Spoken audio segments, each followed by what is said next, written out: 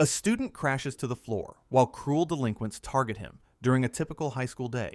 Mocked by his peers, the boy endures relentless bullying as classmates look on with cold indifference. Sinister shadows of his tormentors loom overhead, highlighting the terrifying power dynamic within the classroom walls. Lying helpless on the floor, the boy contemplates his own weakness and lack of courage. He feels utterly alone and pathetic while surrounded by people who choose to turn a blind eye. Alone in his room, he desperately wishes for a chance to restart his life from the beginning.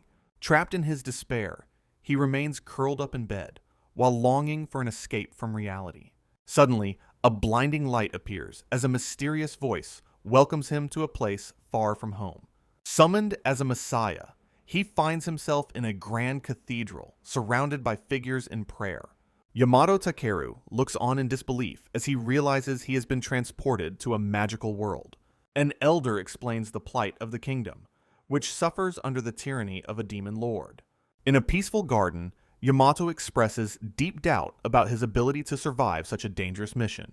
A spark of magical fire suddenly ignites in his palm, surprising both him and the beautiful saint. Saint Edelweiss offers a warm smile of encouragement, praising his first successful step forward into magic. He continues to practice his newfound abilities, while the saint watches over him with a kind expression. Charging into battle, he slashes through a monstrous wolf while vowing to persevere in this new life. The young hero relentlessly cuts down his enemies, proving his strength through a series of fierce strikes. Finally, Yamato stands before the colossal and intimidating figure of the demon lord in his throne room. Putting his absolute best effort into every movement, he lunges forward to strike at the Dark King. Ultimately, his journey leads to a public execution where the crowd brands him a dangerous monster. Kneeling in magic-sealing braces, Takeru listens as he is branded a traitor to the world he saved.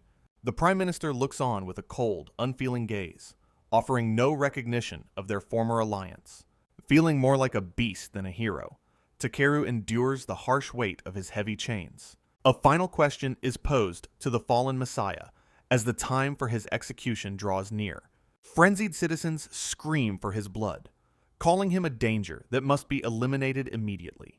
The boy remains silent and hollow while the Prime Minister stands triumphantly over his broken form. Ugly shouts from the bloodthirsty mob demand that his head be severed without any further delay. Closing his eyes against the hatred, Takeru waits for the end as the calls for death intensify. An executioner raises a massive blade high into the air, ready to deliver the final killing blow. With a cold farewell, the guard begins the lethal swing toward the defenseless and defeated young man. The heavy sword descends upon the platform, while the crowd watches the brutal spectacle in anticipation. Desperate and restrained by guards, Saint Edelweiss screams in agony as she witnesses the unfolding horror. Tears stream down her face while she wails in a futile attempt to stop the inevitable tragedy. In his final moments, the boy reflects on the two worlds that ultimately failed to accept him. Her heart-wrenching cries echo through the square, marking the only voice that mourns his passing. A small, sad smile touches his lips, grateful that at least one soul cared enough to weep. Blood splatters violently across the scene as the life of the hero is abruptly extinguished. Suddenly, his vision blurs and shifts, revealing a sterile white ceiling far removed from the executioner's platform. He finds himself lying in a modern hospital bed, surrounded by medical equipment and IV bags. Stunned by the change in scenery, he slowly realizes he is no longer in that fantasy world. Looking out the window at a passing plane, he questions if he has truly returned to a Japanese hospital. He lies still in the sterile room, struggling to process the overwhelming reality of his sudden homecoming. Doubts cloud his mind as he wonders if his entire 3-year adventure was nothing more than a vivid dream. Two small sparrows chirp peacefully on the ledge while the morning light filters through the thin curtains. Shaking off the confusion, he decides that dwelling on things he cannot understand is a complete waste of time. He prepares to investigate his surroundings, knowing that his first priority is confirming the details of his current situation. Catching his reflection in the glass, he is startled by his youthful face, just as the hospital door bursts open. Attempting to move causes him to tumble to the floor, his body racked with the pain of multiple bone fractures. Clenching his teeth against the agony, he desperately reaches for the familiar sensation of the power he once held. He concentrates his remaining strength to cast a high-level recovery spell, hoping his magical abilities followed him home. A wave of relief washes over him as the intense pain vanishes, leaving his broken limbs feeling completely restored. Standing tall, he realizes that his ability to use magic proves his life in the other world was real. He gazes intently at his reflection in the bathroom mirror, barely recognizing the person staring back at him. Suddenly, a woman rushes into the room, shouting his name in a panic, followed closely by a startled doctor. She throws her arms around him in a tearful embrace, while the doctor marvels at his impossible mobility. Takeru quickly identifies the woman as this body's mother, and realizes he must carefully navigate this new life. Knowing he cannot mention the bullies who caused his fall, he searches for a believable way to explain himself. He settles on feigning total memory loss to avoid difficult questions, while the hospital stands quiet in the distance. Fabricating a story about a rooftop accident, he watches their reactions to see if his lie is convincing enough. The doctor examines his arm in utter disbelief, stating that such a miraculous recovery is medically impossible for anyone. Takeru's father suddenly bursts into the hospital room, while Takeru ponders the existence of healers in this world. Recognizing the man as his father, Takeru watches him approach with a mixture of shock and confusion. Overcome with emotion, the man breaks down in tears and pulls Takeru into a tight, desperate embrace. His mother watches the heartfelt reunion with tearful eyes, relieved to see her son alive and awake. The family shares a quiet moment of unity in the hospital room, finally together after the traumatic incident. Despite his apparent memory loss, his mother expresses her overwhelming joy that he survived against all odds. He reflects on his past life and the immense love his parents provided throughout his childhood. Memories of Saint Edelweiss flicker through his mind, a haunting reminder of the world he left behind. Closing his eyes, Takeru feels a deep sense of guilt for inhabiting this boy's body and life. He silently vows to find a way to return this existence to its rightful owner in time. Strange vibrations rumble through the facility as a series of medical procedures begins for his recovery. Doctors perform extensive scans and tests, ultimately finding Takeru's body to be in perfectly healthy condition. Given a clean bill of health, he is quickly discharged and prepares to return home. While riding in the car, he notices the technology appears significantly more advanced than he remembers. He gazes out at the remarkably clean and futuristic city streets passing by outside the window. Recalling that his original time was the year 2000, he listens intently to the car's news broadcast. Takeru is frozen in shock when the announcer reveals the current date is actually May 2040. Horrified, he watches a news report showing modern hunters battling a massive ogre in the city streets. Goblins and ogres wreak havoc across the urban landscape, confirming that monsters have invaded this world too. Civilians flee in terror, while powerful warriors strike down the creatures in a scene of absolute chaos. Takeru reels in shock after hearing about hunters, a concept completely foreign to his memory of old Japan.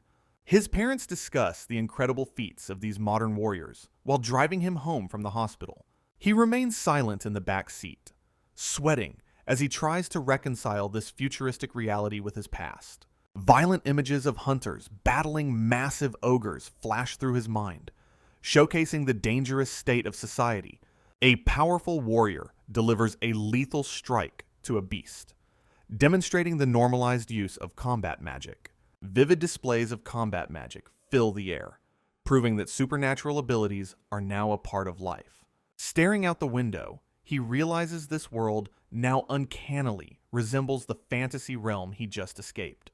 Suddenly, a strange black mass begins to manifest directly on the asphalt behind their moving vehicle. A jagged, dark rift tears open in the middle of the street, crackling with ominous static energy. The family screams in absolute terror as the supernatural phenomenon erupts right beside them. His father grits his teeth and desperately tries to maintain control of the car during the chaos. Tires screech violently as the vehicle swerves out of control, heading toward a certain high-speed disaster. Sensing the immediate danger to his family, Takeru realizes he must act before they are all killed. He swiftly activates a guard protection spell, surrounding the cabin with a shimmering aura of defensive magic. The car slams into the metal guardrail with a deafening crunch, crumpling the front end completely. Smoke rises from the wreckage of the totaled vehicle, while the mysterious rift pulses nearby. They crawl out of the ruins, shocked to find they have survived the impact without any pain. Takeru breathes a sigh of relief, thankful that his secret powers saved his parents from a tragedy. Their moment of safety is cut short as a dark, swirling entity begins to crawl from the rift. He stares in horror at the familiar shadow, recognizing a monster he once fought in another world. Takeru's father warns of a gate break, urging everyone to run for their lives immediately. Fearsome claws tear through the fabric of reality, while the dark rift expands rapidly. Two monstrous ogres emerge from the darkness, towering over the terrified family on the street. Takeru stares in absolute disbelief as he recognizes the familiar beasts from his previous life. He remembers how even elite knights struggled to bring down just one of these monsters. Confident in his abilities, he realizes he could easily destroy them with his powerful magic. Panic erupts as civilians scramble to escape the path of the rampaging supernatural creatures. The brutal beasts grab a helpless person, while others scream and flee in total desperation. A haunting memory of his public execution flashes through his mind, causing him to hesitate. His expression hardens with renewed resolve as he faces the threat looming directly before him. Recalling the pain of being targeted for standing out, he considers the risk of revealing himself. Standing his ground, he faces the monster, while his parents scream for him to run.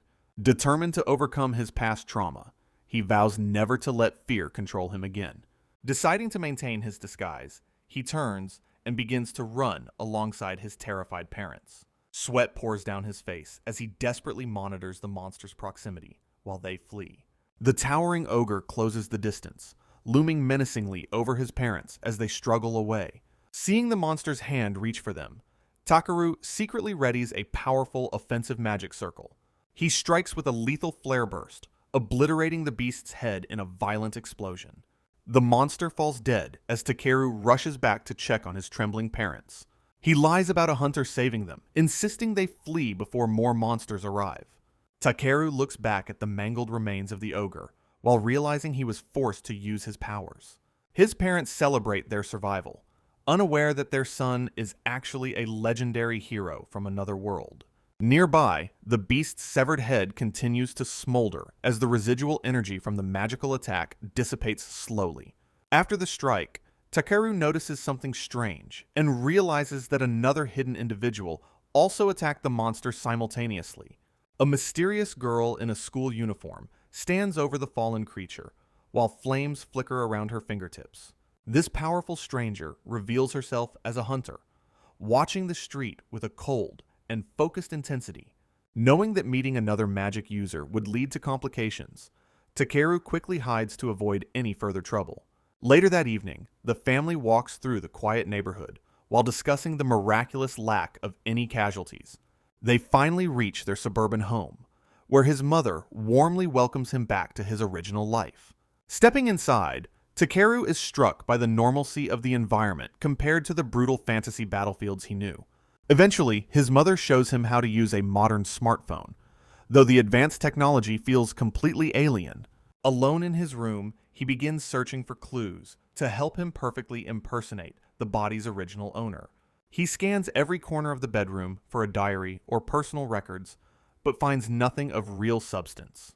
Expecting to find typical teenage distractions, he is instead surprised by the specific hobby hidden among the cluttered shelves. A specialized magazine dedicated to high-ranking hunters sits prominently on the desk, filled with many urgent sticky notes. Flip pages reveal that the previous Takeru was a dedicated superfan who closely followed the lives of professional warriors. The publications treat these hunters like glamorous celebrities, complete with detailed power rankings and exclusive news reports. Upon further inspection, a handwritten note expresses a deep, unfulfilled desire to join a specific guild someday. Sitting at the desk, Takeru reflects on the strange irony of living in a world that mirrors his past. He struggles to master the complex mobile phone while staring at a photo of the boy he now replaced. Takeru worries about the potential financial burden of using the complex device he just received. Suddenly, a notification for a new message chime shocks him out of his deep thoughts. He carefully navigates the facial recognition settings, while feeling guilty about spending his parents' hard-earned money. Intrigued, he opens the mail application to uncover the digital history of the boy he replaced. Hostile messages from someone named Araki reveal a dark past involving a suicide attempt and police intervention. Staring at the screen in disbelief, the weight of the original Takeru's suffering begins to sink in. A haunting vision of his former tormentors laughing maliciously fills his mind as he processes the truth. He finally understands that the so-called friends were actually the cruel bullies responsible for his tragic fall.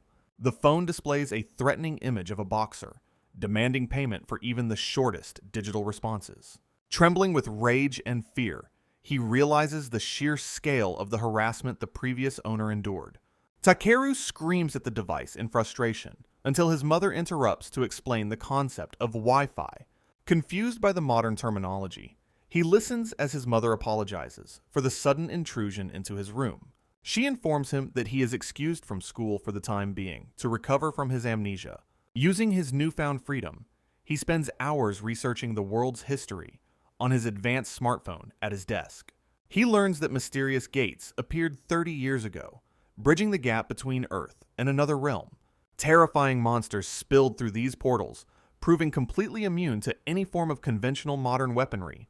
Fortunately, humans capable of using magic emerged to turn the tide against the overwhelming supernatural invasion. As magic became a standardized school subject, Takeru decides to head outside for a much-needed walk. He discovers that individuals who dedicated themselves to the scholarly study of magic were titled as Magi. Ultimately, he learns that the frontline warriors who defeated the monsters were officially given the name Hunters. An elderly man scolds Takeru for texting while walking through the neighborhood. Takeru quickly pockets his phone and continues his evening stroll past the resident. He looks around with wide eyes, observing the subtle changes in his familiar environment. The city streets are filled with people going about their lives amidst modern storefronts. A startled shopkeeper accidentally drops a crate of glass bottles near a local store. Nearby, a mother tenderly comforts her crying child at a small outdoor dining table. Walking through the crowd, he realizes how seamlessly society has integrated magic into daily life. High-rise buildings loom against a darkening sky as evening settles over the bustling metropolis. He reflects on the 40-year gap, feeling a strange disconnect from this advanced era. Suddenly, a piercing scream echoes through the street, instantly shattering his quiet contemplation. A woman shouts for help as a purse snatcher sprints away through the alleyway. The criminal laughs arrogantly, believing he is far too fast for anyone to stop. Takeru observes the man using magic to enhance his escape speed beyond human limits. The thief heartlessly shoves an elderly woman in a wheelchair aside during his flight. Seeing the cruelty, Takeru activates a physical boost to intervene before the culprit disappears. He closes the distance instantly and delivers a powerful blow to the fleeing criminal. Takeru mocks the thief's pathetic speed while staring him down with an intense gaze. Stunned and terrified, the man looks up at his mysterious pursuer in absolute disbelief. The impact sends the thief flying backward as he cries out in sudden pain. Grateful citizens thank their young savior while he tries to downplay his heroic intervention. A mother and child praise Takeru's speed while he worries about being too conspicuous with his magical abilities. He realizes his movements were far too fast for a normal human and vows to be more careful. The elderly woman reaches out from her wheelchair and kindly asks for the young man's hand to thank him. She drops a small handful of traditional hard candies into his palm as a humble gesture of gratitude. Insisting he accepts the treats, the woman explains that she wants to properly reward his heroic intervention. Takeru stares at the sweets in silence as a sudden surge of nostalgic memories begins to surface. He recalls a tender moment from his childhood when the original Takeru received identical candies from his grandmother. This brief connection to the body's past causes him to pause and reflect on his new complicated life. The little girl watches her hero with curiosity, while wondering why he has suddenly become so quiet and still. He finally offers a gentle smile and sincerely thanks the family for their unexpected kindness and the gift. They wave goodbye as he realizes some human connections remain the same despite 40 years of global chaos. Night falls over the city, while Takeru decides he should hurry home before it gets any later. A surprise attack arrives. Takeru avoids the strike. The assailant stumbles past. A mocking voice calls out, attributing the dodge to luck while mentioning the ignored text messages. The bully grins maliciously while taunting Takeru with a cruel and condescending tone. He recognizes the teen as Araki, the person who made the original Takeru's life a living hell. Takeru faces his enemy. Araki smiles sinisterly. Araki screams in a blind rage, demanding to be addressed with the proper respect he feels entitled to. Takeru watches calmly, realizing that arrogant bullies exist in every world, no matter the time or place. He ignores the insults and gently pets a small dog while the bully continues his loud, aggressive tantrum. Enraged by the lack of fear, Araki bellows that Takeru must use honorifics when speaking to him. The bully blames Takeru for his recent police troubles, growing more hostile as he stands over the boy. Looking away with indifference, the former hero barely acknowledges the threats being hurled at him in the alley. Araki loses all composure and screams, his face contorted with malice as his patience finally reaches its limit. Takeru internally compares this situation to fighting terrifying dragons, finding the current threat laughable by comparison. Even the small dog seems to sense the tension, barking fiercely at the aggressive teenager standing nearby. A subtle smile appears on Takeru's face as he acknowledges how much he has truly matured and changed. Araki winds up a punch, mocking Takeru's past suicide attempt and calling him a pathetic, weak coward. Thinking carefully, Takeru considers how to handle the situation without attracting too much unwanted attention or being flashy. He shifts his weight and firmly stomps the ground, preparing to end the confrontation with a single move. The bully throws a wild punch while insulting Takeru's parents, unaware of the immense power he is provoking. The ground trembles as Takeru unleashes a focused burst of power to destabilize his arrogant opponent. He lands a devastating punch squarely on Araki's face, instantly silencing the bully's cruel insults. The sheer force of the impact sends the high schooler spiraling violently through the dark alleyway. Araki crashes onto the pavement far away, sliding across the ground while Takeru watches him coldly. Standing over his fallen enemy, the boy sternly warns him never to badmouth his parents ever again. Bruised and utterly defeated, the former tormentor stares up in terror at the powerful person Takeru has become. Araki reacts with shock as a magic circle ignites, cursing Takeru for the humiliation he just endured. Takeru notes the bully's desperation to use offensive magic in public before sensing a sudden shift. A massive gate break erupts directly behind Araki, tearing through the air with dark, jagged energy. Recognizing the phenomenon immediately, Takeru realizes that another monster is about to invade the urban alleyway. Suddenly, a colossal fist slams into Araki's face, instantly silencing his threats with a brutal impact. The bully is thrown like a ragdoll into the wall as a massive armored ogre emerges. Araki collapses into a pile of trash, bloodied and unconscious after the monster's devastating initial attack. Takeru observes that the sturdy bully survived the blow while he calmly prepares to face the beast. With no witnesses around and Araki out cold, the former hero decides to finish this quickly. Activating his physical boost, Takeru channels magical energy through his body to end the fight instantly. He launches forward with blinding speed, leaving only a trail of dust as he closes the gap. Effortlessly dodging a massive swipe, the boy slides beneath the ogre's guard with perfected combat instinct. Takeru delivers a singular, concentrated punch into the monster's gut, focusing all his immense strength there. The force of the blow shatters the creature's defenses, sending shockwaves of dark blood through the air.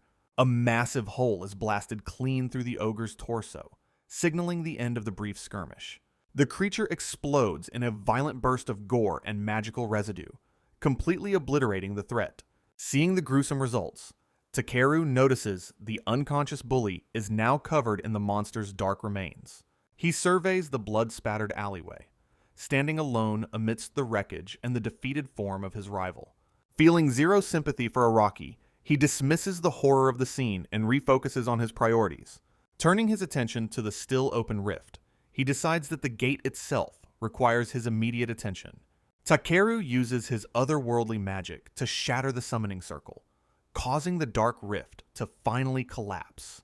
A sudden noise alerts him, making him realize that remaining at the scene could lead to serious trouble. Offering a brief prayer for the original owner of this body, he looks down at the monster's remains. He quickly retreats into the shadows of the city buildings, leaving the aftermath of the battle behind him. Night settles over the metropolis, while the quiet alleyway remains as the only witness to his hidden power. Soon, police officers and a high-ranking hunter arrive to investigate the gruesome remains cordoned off with yellow tape. Takamine Sakura stares at the dead ogre in disbelief, shocked that it was obliterated by a single strike. Her superior reports the situation via telephone, noting the monster was already defeated before their official arrival. Investigators discover the unconscious Araki nearby, whose story about fighting a classmate seems strangely inconsistent with the scene. Sakura crouches down to examine the dark bloodstains, listening to reports of the bully claiming he killed it. She senses the lack of sufficient mana from the boy, concluding he could not possibly be the one responsible. In the distance, Takeru watches the investigation with a sweating brow, hoping his secret remains safe for now. The official instructs Sakura to return to the Hunter Association and submit a detailed report on the incident.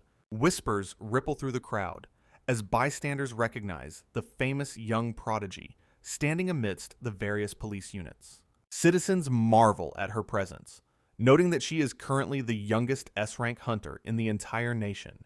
Closing her eyes in deep thought, the young woman tries to process the sheer power required for such destruction. She walks past the flashing lights of the police cruisers, her mind fixated on the mystery of the unknown warrior. Sakura realizes that a bloody ogre normally requires multiple A-rank hunters, yet someone here was much faster and stronger. The young prodigy stands silently in the dark street while her hair blows gently in the cool evening breeze. She concludes that a hunter, even more powerful than herself, must be hiding somewhere within this small, quiet town. Takeru enjoys a warm dinner with his joyful parents, feeling the simple comfort of family life once again. Back in his room, he studies hard to catch up on lessons, focusing intently on the concept of momentum. The next morning, he arrives at Kazami High School, a site that feels unexpectedly familiar, despite his fragmented memories. His parents express concern about his return to classes, but he assures them that he is perfectly healthy now. He walks through the crowded hallways, noticing that the previous Takeru didn't seem to have any close friends here. Reflecting on the original boy's tragic past, Takeru feels a deep sense of responsibility toward his new life. Gazing down at his simple school shoes, he notes the striking similarities between his two different lives and paths. Moments later, he remembers the heavy armor of his past world, where he managed to find a second chance. Memories surface of his time practicing magic with Edelweiss, including an embarrassing accident that left them both quite startled. Vivid images of her fierce glares after their frequent magical mishaps return to him, cherishing their unique bond. Together, they faced overwhelming odds against powerful demons, constantly pushing their limits to protect the world from total ruin. The boy recalls apologizing profusely to her after another mistake, showing the deep respect and care he held. In quieter moments, they shared a vision for a peaceful future where everyone could live and laugh naturally together. Her bright, genuine laughter remains his most precious memory, serving as his inspiration to move forward in this world. Shaking off the nostalgia, Takeru slaps his cheeks to focus on the immediate challenges of his high school life. Taking a determined first step into the school building, he silently thanks Edelweiss for providing the necessary courage. Standing before Class 2A, his teacher introduces him and explains his amnesia to the various curious and suspicious students. A wave of whispers ripples through the classroom as his peers stare with a mixture of surprise and judgment. Following the teacher's lead, he takes his seat and tries to remain inconspicuous while ignoring the heavy atmosphere. Nearby, two specific classmates exchange worried glances, seemingly unsettled by the return of the boy they once knew. The student sitting next to Takeru looks away nervously, sensing a heavy and unsettling atmosphere within the room. Takeru yawns through a tedious lecture, while classmates in glasses watch him with intense, silent curiosity. He narrows his eyes, focusing on the mundane tasks of school life that feel completely alien now. Suddenly, excited shouts erupt as rumors of the previous night's monster encounter sweep through the entire class. Araki boldly takes credit for the victory, basking in the loud and undeserved praise of his peers. The bully laughs loudly to maintain his heroic facade, while Takeru remains stoic at his quiet desk. Takeru recalls the coward's true face from yesterday, silently noting how easily lies can mask total fear. He looks away, choosing to stay silent rather than exposing the truth behind the bully's heroic tale. Frustrated by the lack of reaction, Araki violently kicks a desk while others look on in surprise. Confused onlookers watch the bully's outburst, wondering why the dynamic between the boys has shifted so much. A hesitant hand reaches out to tap Takeru's shoulder, breaking his long train of deep internal thought. A boy with messy hair and round glasses asks if Takeru is truly feeling all right after the incident. Surprised by the unexpected kindness, Takeru realizes that the original boy might have actually had a friend. The student introduces himself as Sawamura Takeru, offering a warm and genuine smile of sheer relief. Reaching out, Takeru decides to accept the new friendship and offers a polite greeting in return. The two share an awkward moment of silence while the rest of the class watches their interaction. High school life continues under a clear evening sky as Takeru ponders the mystery of his connections. Time slips away as the school bell finally rings, signaling the end of a long, exhausting day. Fatigue finally catches up to the former hero, causing him to collapse onto his desk in weariness. He reflects on his stagnant intellect, realizing that saving worlds didn't make high school exams any easier. Takeru experiences a sudden shock upon discovering that school textbooks in this era are entirely digital. While he struggles with the futuristic teaching methods, Sawamura mistakenly attributes his confusion to memory loss. His classmate expresses genuine relief that he seems resilient despite the recent traumatic events. Sawamura decides to set aside his worries, while Takeru prepares to ask a very personal question. He asks his only friend to describe what the original Takeru was like before his accident. With a warm smile, Sawamura describes the previous owner of this body as the world's kindest soul. Absorbing this heartfelt information, Takeru is suddenly interrupted by a group of approaching students. A trio of seemingly friendly classmates surrounds them, expressing exaggerated concern for his well-being. Takeru responds with a cold and detached greeting while carefully observing their suspicious behavior.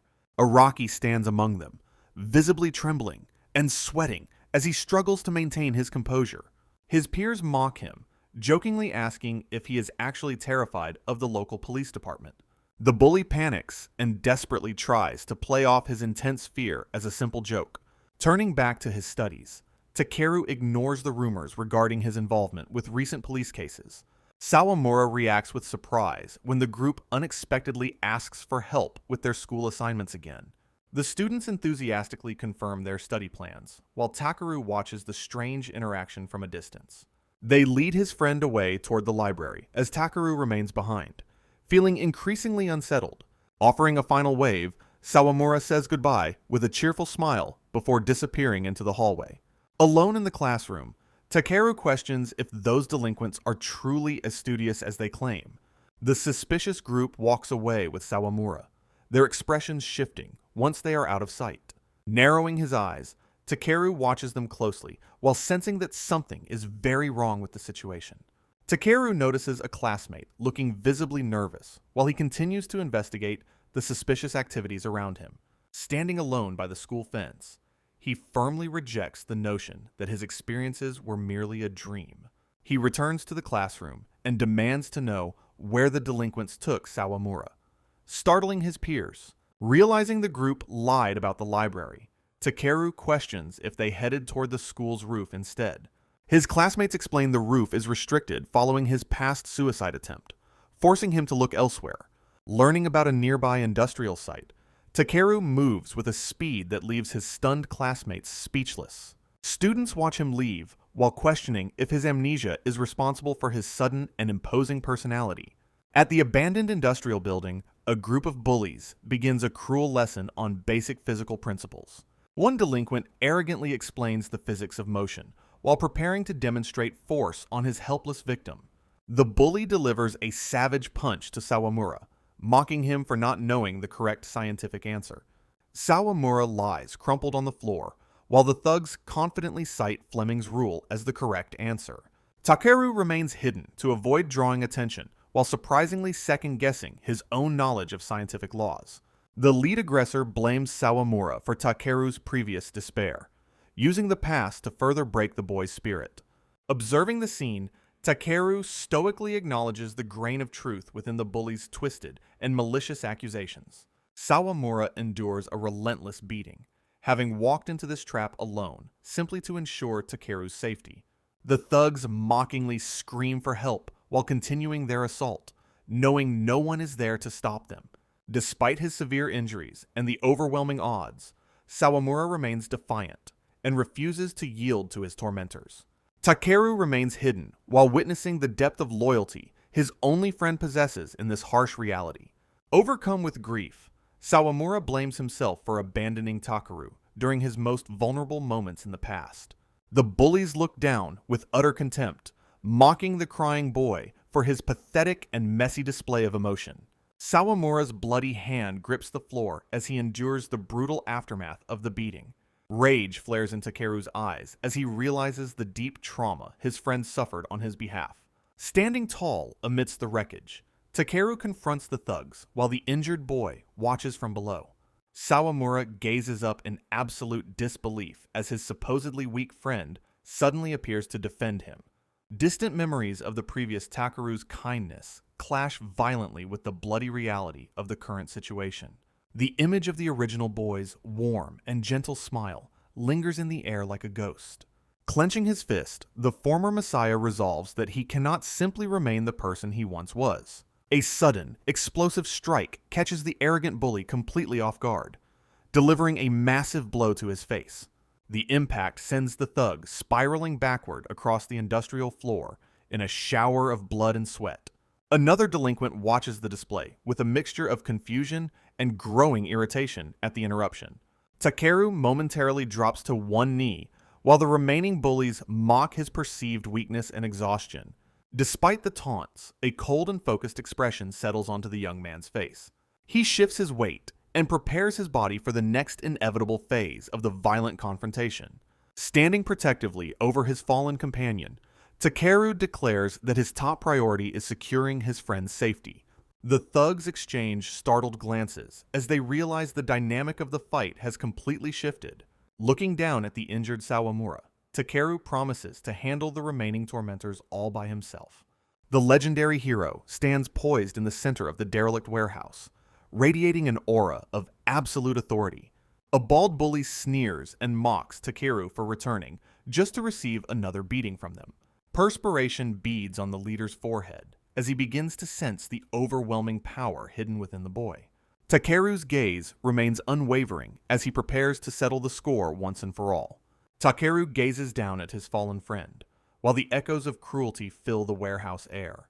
Sawamura's bruised face remains still as he lies unconscious on the dirty industrial floor. Shadowy figures of the tormentors loom in the background as they revel in their victory. Shifting his focus, the former Messiah turns to confront the group with an icy and focused stare. The bullies continue to mock the fallen boy, laughing at his supposed lack of physical stamina. Kneeling beside his companion, Takeru feels a surge of respect for the boy's quiet inner strength. Arrogant laughter rings out as the thugs taunt the amnesiac hero about his perceived vulnerability. Suddenly, a crushing blow connects with a bully's face, silencing his insults with a violent impact. Takeru launches a devastating strike that sends one of the attackers spiraling through the air. Blood splatters across the floor as the thug collapses, while his stunned friends watch in horror. Without slowing down, another powerful hit lands, proving that the hero's mercy has finally reached its limit. One delinquent freezes in shock, sweat dripping down his face as he witnesses his comrade's defeat. Cold, piercing eyes reveal a side of the young man that none of them could have predicted. Standing tall, Takeru radiates a level of magical pressure that physically forces the remaining bullies back. The bald leader screams in fury and lunges forward, throwing a desperate and uncoordinated punch. Another thug charges in from the side, attempting to overpower the student with sheer numbers. Confusion instantly replaces the attacker's anger, as he realizes his blow has completely missed its target. Shock registers on the face of the second assailant when he finds his wrist caught in an iron grip. With brutal efficiency, Takeru seizes both men and slams them together with a sickening sound of impact. Finally, the legendary hero stands victorious, while the broken and defeated bullies lie scattered at his feet. Araki screams in a blind rage, unable to accept that the boy he tormented is now overpowering him. Takeru remains completely unfazed, while observing the bully's pathetic tantrum with a cold and detached gaze. He swiftly slams a delinquent's head into the hard concrete, warning him that his barking will only cause trouble. The bully groans in immense pain, as Takeru maintains a firm, crushing grip on his face. Staring down his opponent, he dryly remarks that despite his harsh treatment, he still considers himself a dog person. He stands over the defeated Araki, while the other terrified thugs watch their leader fall in total disbelief. The remaining delinquents tremble with fear as they desperately try to comprehend how Takeru became so incredibly powerful.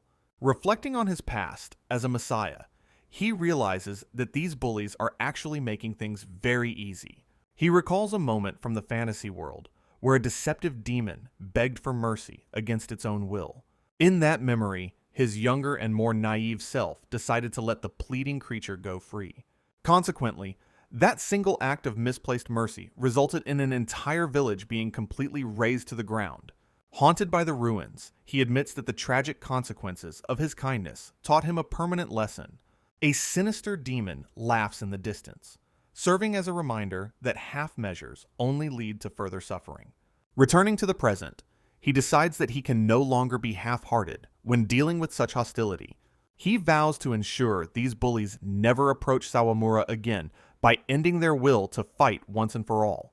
With eyes glowing with intense determination, he prepares to utterly break the spirit of those remaining before him. The two terrified students stand frozen while the former hero approaches them with an aura of absolute dominance. He pauses momentarily as a strange sensation catches his attention, diverting his focus from the trembling bullies. Realizing the atmosphere has shifted, the delinquents look on in absolute horror as the surroundings begin to fracture. Reality itself shatters apart as a mysterious blue gate suddenly tears open within the industrial warehouse's walls. An enormous ogre lunges through the shattered rift, while the terrified delinquents scramble to escape the immediate danger. Panicked shouts erupt as the thugs identify the monstrous threat, while Takeru remains eerily calm in the background. Recognizing the beast, Takeru notes that ogres are the most lethal creatures spawned from these mysterious blue gates. The lackeys desperately urge Araki to take charge while clinging to his previous false claims of monster-slaying heroics. Sweat pours down Araki's face as the crushing weight of his own lies begins to paralyze his movements. Despite his obvious fear, his companions push him forward to face the towering beast on their behalf. Takeru watches the pathetic display in silence, his expression unreadable as the confrontation with the ogre begins. Struggling to find his voice, Araki prepares to launch a desperate magical attack against the approaching predator. With a forced roar of confidence, he summons a swirling fireball and hurls it toward the massive enemy.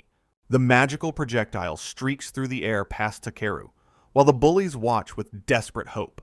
Effortlessly, the ogre swats the fireball aside like a bothersome insect while advancing toward the trembling teenagers. Absolute terror grips the group as they witness their supposedly powerful leader's attack fail so completely. The monster looms menacingly over the frozen Araki, its sheer size dwarfing the high school bully. A massive, stony fist descends with terrifying speed toward the defenseless and stunned student. Impact sends Araki spiraling through the air while his companions scream his name in total desperation. Fleeing for their lives, the remaining thugs abandon the scene while urging everyone to run from the monster. The ogre slams its weapon into the industrial floor, creating a shockwave that echoes through the warehouse. Slowly turning its attention, the beast focuses its predatory gaze on the only person who hasn't fled. A cruel and jagged grin spreads across the monster's face as it prepares to crush its next victim. Standing his ground, the former Messiah stares back at the creature with a steady and fearless gaze. Takeru raises his hand and casually initiates a fireball spell against the approaching beast. Multiple intricate magic circles manifest, obliterating the ogre in a spectacular display of concentrated energy. Paralyzed by the overwhelming power, Araki gazes at the student and stammers the word monster. The former hero remains silent, his cold profile reflecting a level of experience far beyond his years. He walks toward the retreating bully, while the warehouse remains shrouded in an ominous, heavy silence. Unexpectedly, Takeru uses his high-tier recovery magic to instantly mend the delinquent's various physical injuries. Araki touches his face in shock, realizing his wounds have vanished despite the violence of the encounter. Crouching low, the young man taps the floor to get the bully's full and undivided attention. A sudden, violent tremor shatters the concrete beneath his finger, demonstrating his terrifying physical capability. He explains his simple desire for a peaceful life and his absolute refusal to stand out among peers. With a chillingly calm voice, he sets the stage for a deceptive narrative to protect his true identity. Takeru commands the stunned bully to take credit for the ogre's death to keep the spotlight away. He points out that Araki has already lied once before, making this second fabrication much more believable. Trembling under the pressure, the delinquent struggles to process the dangerous deal he is being forced into. The former Messiah sternly demands an immediate end to all bullying within the high school walls. He extends this ultimatum to Araki's companions, making the leader responsible for their future behavior as well. Takeru makes it clear that the bully must now protect Sawamura to ensure his own safety and survival. A single finger points toward the boy, emphasizing the absolute weight of these new and binding instructions. He asks if the message is understood while his shadow looms darkly over the terrified student's face. A symbolic snap echoes in the air as Takeru effectively shatters the bully's spirit and will to resist. Takeru acknowledges the arriving search party, while the defeated Araki lies trembling on the shattered warehouse floor. Shouts from the approaching hunters echo through the building, signaling it is time for the hero to depart. Lifting his injured friend, Takeru tells Araki to maintain their deceptive story before disappearing into the shadows. The bully remains slumped on the ground alone, his mind reeling from the terrifying power he just witnessed. Darkness settles over the site of the confrontation, leaving behind only the wreckage and a broken spirit. Meanwhile, the scene shifts to Orin Academy, a prestigious institution dedicated to training the next generation of hunters. Inside the facility, a junior hunter reports that the gate and ogre were eliminated before their official arrival. Takamin Sakura listens intently while reviewing the official digital records of the mysterious and sudden resolution. The young assistant watches Sakura with wide eyes, overcome by a sudden wave of admiration and professional respect. She bows deeply in apology for her outburst as Sakura remains focused on the strange anomalies of the case. Sakura observes that the residual mana left at the scene far exceeded the output of any normal human being. Her expression hardens as she describes the presence of a truly monstrous entity hidden within the town. Silence fills the office, while the high-ranking hunter ponders the identity of the powerful warrior lurking in shadows. The junior trembles at the thought of such overwhelming power, feeling the weight of her superior's ominous words. Examining a student's photo, Sakura connects the dots between yesterday's events and the current suspicious report.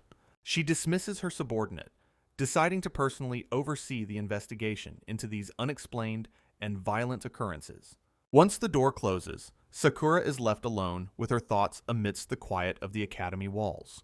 Outside, the sounds of excited students praising her reputation echo through the corridors of the training school. Overwhelmed by the social pressure, she curls up in her chair and silently pleads for a moment's peace. Ultimately, she admits her deep discomfort with high-energy people while preparing for her next difficult move. Sakura Takamine expresses her deep desire to simply fight monsters and be left alone by the adoring public. The high-ranking hunter remains overwhelmed by the social pressures and expectations placed upon her famous and young persona. She slowly lifts her head, her gaze shifting back to the serious investigative work required of an S-rank hunter. Reviewing the data, she concludes that someone other than the boastful Araki was responsible for containing the recent gate. Sakura examines the official report, noting that Araki was seen arguing with a mysterious individual before the monster's defeat. The evidence suggests that a hidden warrior successfully obliterated the threat and vanished from the scene without a trace. Determined to uncover the truth, she decides that interrogating Araki is the next logical step in her investigation. Looking at an old family photograph, she reminds herself that her work is ultimately for the sake of her loved ones. Arriving at the high school, Sakura vows to personally check for any dangerous irregularities hiding within the student body. Meanwhile, Sawamura stands frozen in total shock as a powerful shockwave shatters his glasses during a routine school day. Inside the classroom, the formerly aggressive Araki acts with shocking politeness, leaving his peers stunned and completely bewildered. The bully trembles while attempting to maintain his new, humble facade under Takeru's invisible but terrifying influence. Nearby students watch the bizarre character shift in absolute disbelief, unable to reconcile this behavior with his violent past. Laughter erupts throughout the room as classmates mock the bully's sudden and seemingly ridiculous change in personality. Araki's demeanor remains respectful when addressing Sawamura, further confusing those who witnessed his previous and cruel behavior. Recalling his past trauma, Sawamura flinches in anticipation of a strike that surprisingly never arrives from his former tormentor. Takeru enters the classroom with a cheerful greeting, seemingly oblivious to the tense and confusing atmosphere around them. Panicking, Sawamura quickly fabricates a story about falling down to explain the numerous bandages covering his battered face. Takeru reflects on the limitations of his healing magic, regretting that he couldn't fully mend his friend's injuries secretly. He offers a warm smile while describing the celebratory dinner his mother prepared for his official return to school. Sawamura mentions his stomach nearly exploded after the massive celebratory meal Takeru's mother prepared for their return. He laughs off the intensity of the feast, while Takeru looks on with a soft and content expression. They discuss Araki's frighteningly sudden change in character, while Takeru suggests simply leaving the diligent bully alone. Sakura Takamine stands at the entrance of Kazami High School, ready to begin her covert investigation of the premises. She observes the ordinary campus, while mentally preparing to uncover the powerful warrior hidden among the regular students. Inside the building, the typical sounds of high school life continue, unaware of the S-rank hunter's presence nearby. A memory surfaces of Sakura accidentally burning a teacher's hair during her own early magic training sessions. Her younger self playfully insisted the singed look suited the sensei while she learned to control her power. Sakura reflects on how the Hunter Association must strictly manage powerful individuals to prevent potential chaos and misuse. She clenches her fist, considering the dangers of unmanaged hunters roaming freely within a civilized society. Shaking off her heavy thoughts, she refocuses her attention on the urgent task of finding the local irregular. Her mission is interrupted when someone recognizes her as the famous Valkyrie and calls out to her unexpectedly. Startled, Sakura turns to find a tall and imposing figure approaching her with a confident, smug expression. The newcomer introduces himself as Hebikawa Jin, an S-rank hunter widely known by his fearsome codename, Orochi.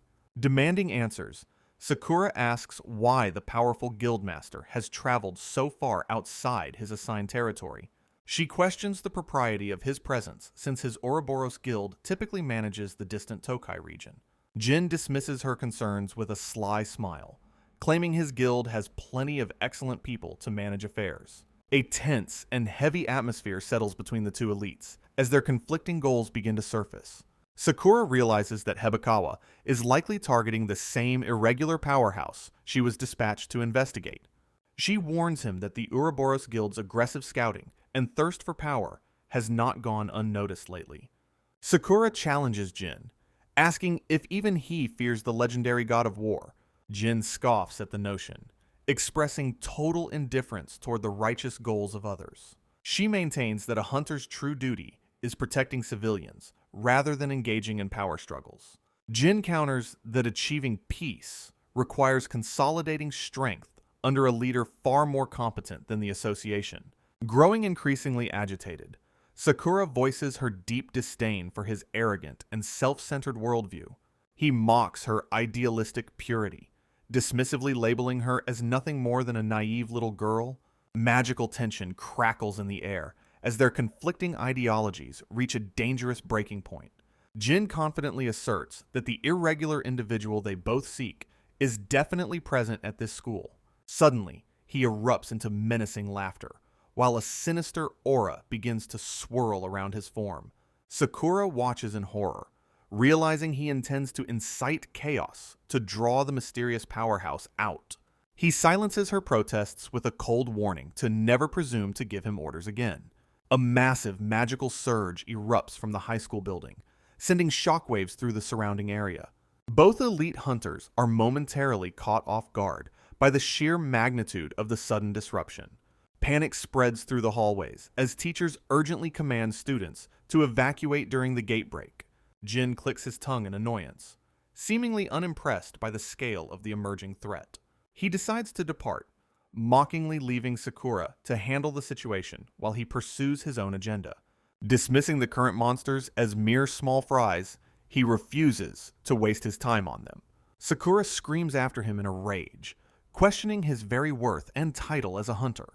He walks away with an arrogant swagger as she rushes toward the danger to fulfill her duty. Jin reflects on the terrifyingly vast magic power he sensed for just a brief moment during the gate break. Hebikawa Jin smirks, realizing he is up against a true monster after sensing the massive mana signature. He walks away casually while planning his next move to secure the mysterious and powerful irregular hunter. Back at the school, a horde of skeletal monsters suddenly erupts from the gate and attacks students.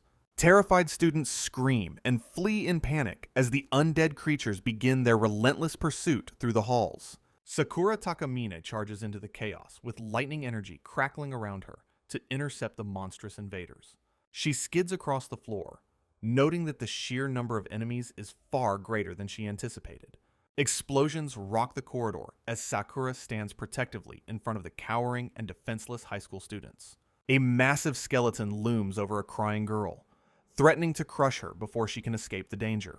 Activating her lightning boost ability, the S-rank hunter launches a high-speed counterattack to save the trapped civilian. A blinding flash of electricity obliterates the line of monsters, leaving the witnesses in a state of shock. Sakura charges through the remaining smoke and debris to clear a path for the trapped and frightened teenagers. With a cold and focused expression, she prepares to escalate her power to handle the ongoing magical threat. Panicked students huddle together in a classroom, while the sounds of battle and destruction echo from outside. Standing tall, Sakura announces her identity as an S-rank hunter to instill hope and order during the crisis. She commands everyone to evacuate immediately, while promising to hold the line against the encroaching skeletal army. Observing Araki and his group fighting back, Sakura notes that some students surprisingly possess actual combat experience. She determines that most of these low-rank ghouls and skeletons shouldn't pose a threat to those who resist.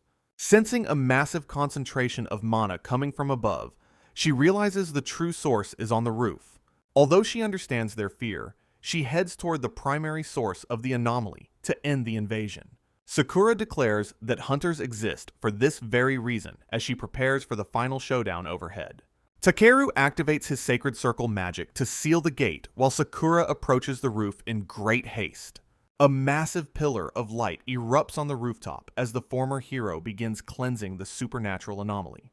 Sakura runs toward the rooftop while the air vibrates with an intensity she has never felt from a student. Her heart pounds as she finally finds the person responsible for the overwhelming magical output detected earlier today. The S-rank hunter stares at the irregular student, who remains perfectly still amidst the fading pillars of light. Quietly chanting, the former Messiah completes the ritual to ensure the rift is completely closed and stabilized forever. He presses his palm against the glowing inscriptions, signaling the final stage of the grand sealing magic he initiated. A brilliant flash of white light marks the successful conclusion of the 7th significant chapter of his life. Sensing that he has been discovered, Takeru quickly prepares to escape before the famous Valkyrie sees his face. Sakura bursts onto the roof, shouting for the irregular, only to witness the mysterious boy preparing for departure. He shatters the lingering remnants of his magic circles to prevent anyone from analyzing the source of power. Using a standard physical boost, the legendary warrior launches himself over the fence and into the night sky. Takeru sprints across the rooftops with incredible speed, while the stunned hunter watches from the high school ledge. Sakura activates her lightning boost and gives chase, determined not to let such a high-priority individual vanish away. Both fighters leap across the rooftops of the town, their figures blurring as they move with supernatural agility. She grows frustrated as her elite speed skill fails to close the gap against the student's basic abilities. Takeru continues his flight while carefully monitoring the persistent S-rank hunter who is stubbornly trailing behind his path. He realizes that this body's current physical condition is reaching its absolute limit despite his heavy magical reinforcements. The boy reflects on the difference between his soul's power and this vessel's lack of any formal training. Ultimately, he resolves to begin training Takeru's body properly to avoid becoming a hideously over-muscular freak of nature. Takeru activates aerial boost to leap across rooftops, leaving the pursuing S-rank hunter far behind him. A sudden, massive explosion erupts in the distance, catching Sakura completely off guard as her target vanishes. Shielding herself from the powerful shockwave, the Valkyrie struggles to maintain her balance against the intense magical pressure. Sakura remains stunned by the incredible speed she witnessed, questioning if a simple physical boost could achieve that. Standing alone amidst the rooftop debris, she reluctantly decides to abandon her pursuit of the irregular for today. Deep in thought, the young hunter contemplates the mystery of the powerful student who eluded her so easily. Takeru walks through the quiet neighborhood streets, reflecting on the strength of the hunters he encountered earlier. He compares the modern warriors to the chivalric orders of his previous world, acknowledging their impressive combat capabilities. Arriving at his residence, the former Messiah resolves to keep his guard up to protect his peaceful life. His mother rushes forward and embraces him tearfully, relieved that he returned safely from the monster-infested high school. While being hugged, Takeru realizes with a start that he has lost his smartphone somewhere during the chaos. His mother informs him that a friend already returned the device and is currently waiting in the living room. Entering the house with a puzzled expression, he wonders who could have found his phone so quickly today. Takeru freezes in shock upon finding Sakura Takamine calmly sipping tea at his very own dining room table. The famous S-rank hunter offers a graceful smile and welcomes him home by his full name. Sweating profusely, the boy realizes this is the exact same person who was relentlessly chasing him just moments ago. He tentatively asks if she is indeed the renowned S-rank hunter, and Sakura confirms her identity with poise. Her gaze turns serious as she looks directly at him and thanks him for his help earlier that day. Sakura hands over his lost smartphone while explaining her intention to ask him several important and revealing questions. Hiding his true strength behind a polite smile, Takeru wonders what information the elite hunter is actually seeking. Sakura brings up the factory incident while maintaining a polite, smiling facade during their conversation. Takeru responds with a smile of his own, attempting to keep the atmosphere light and friendly. She then mentions the bloody ogre incident from the other day, increasing the tension between them. Noticing his mother's misunderstanding in the background, Takeru realizes they cannot speak freely in the living room. He quickly suggests they continue their talk in his room to avoid any further parental interruptions. Sakura agrees with a sharp, piercing gaze that signals she is not easily fooled by his hospitality. His mother grows incredibly excited about the situation, even considering going out to buy a celebratory cake. Once inside his bedroom, the elite hunter immediately begins scanning the environment for any suspicious clues. Takeru offers her a seat, But Sakura remains standing while staying focused on the interrogation at hand. The silence becomes suffocatingly awkward as they sit together with untouched cups of tea on the desk. Preparing his defense, Takeru takes a deep breath while the pressure from the S-rank hunter intensifies. Sakura drops her polite act and demands to know his true identity with a cold, stern expression. Caught off guard by her directness, the boy struggles to formulate a believable response for his interrogator. She readies her magical power, threatening to restrain him if his explanation fails to satisfy her suspicions. Takeru worries that a poorly constructed lie will be detected by her sharp and aggressive hunter instincts. Suddenly, she pins him against the wall, demanding he reveal the secrets he is clearly trying to hide. Feeling cornered, he compares her headstrong nature to a stubborn boar while considering his next strategic move. He claims his strange behavior is due to amnesia, offering his parents and school records as proof. Sakura remains unconvinced, questioning how a supposedly amnesiac student can battle lethal monsters with such total calm. Deflecting the suspicion, he simply states that he is unsure why he possesses such unnatural combat abilities. Sakura stares intensely while Takeru worries that his excuse of amnesia is far too suspicious to work. He insists he has no desire for fame and only wants to avoid worrying his beloved parents. Sakura reminds him that with his level of power, he could easily attain immense wealth and status. Takeru remains silent as she asks if he truly wouldn't want to have everything in the world. A grim vision of a blood-soaked past flashes through his mind, reinforcing his desire for a normal life.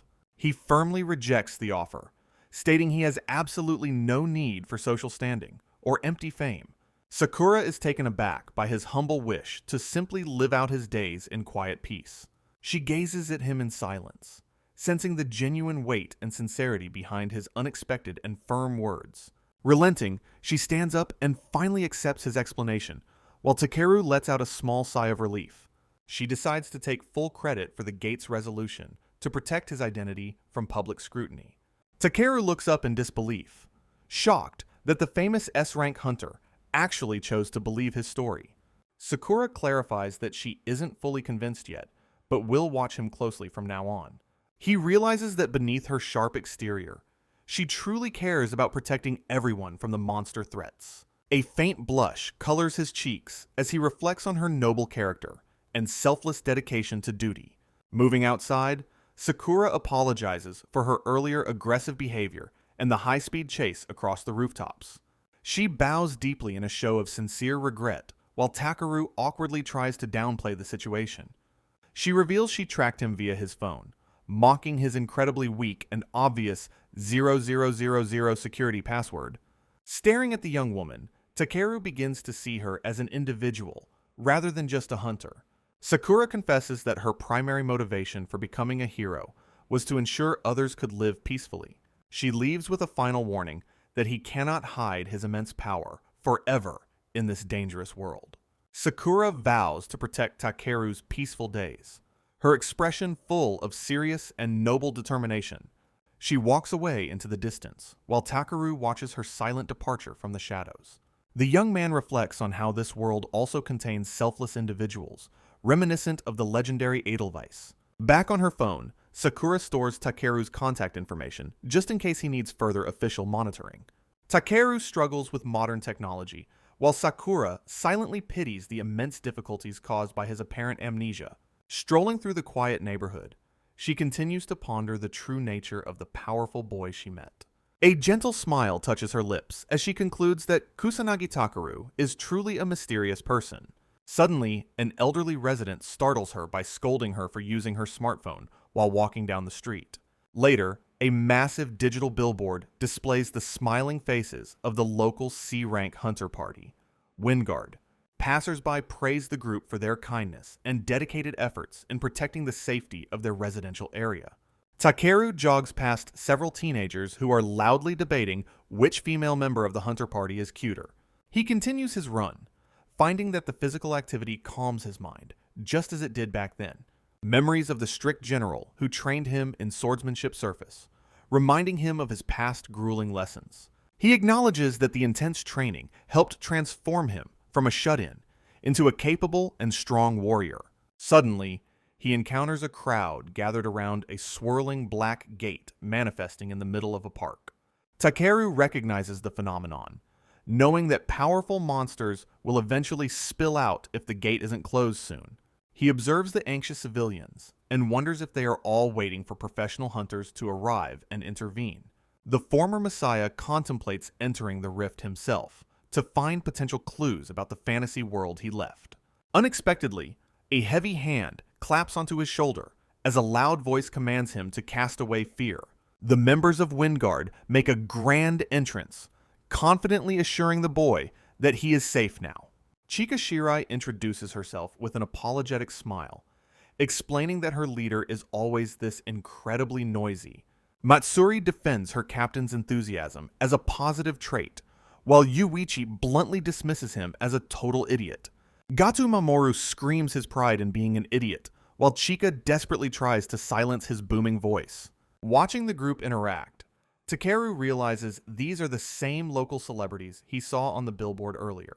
Fans cheer wildly as Gatu takes a heroic stance with his massive shield, preparing to face the manifesting threat.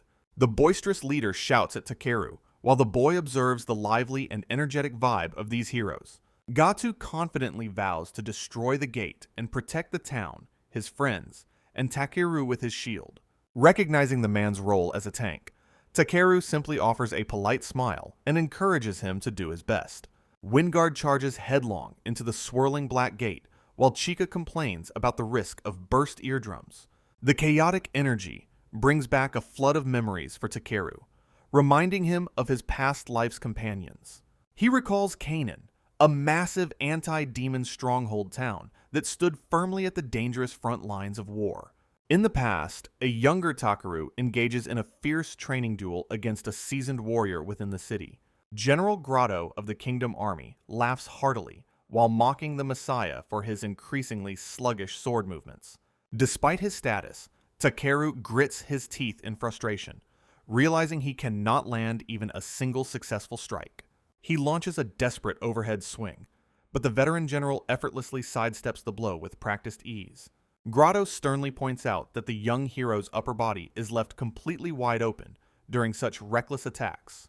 A sharp blade is suddenly held against Takeru's throat, making him gasp as he faces immediate, simulated defeat.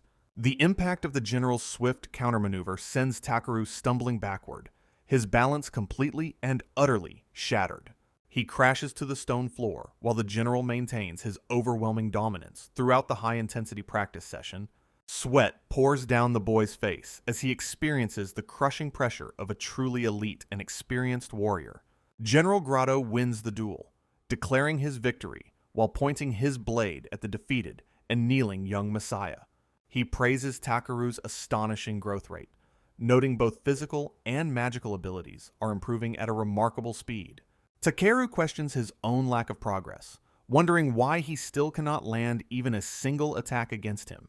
Grotto explains that every powerful strike leaves an opening, emphasizing that true mastery is all about strategic application. The veteran continues his lecture on creating gaps, while the young hero listens intently in the castle courtyard.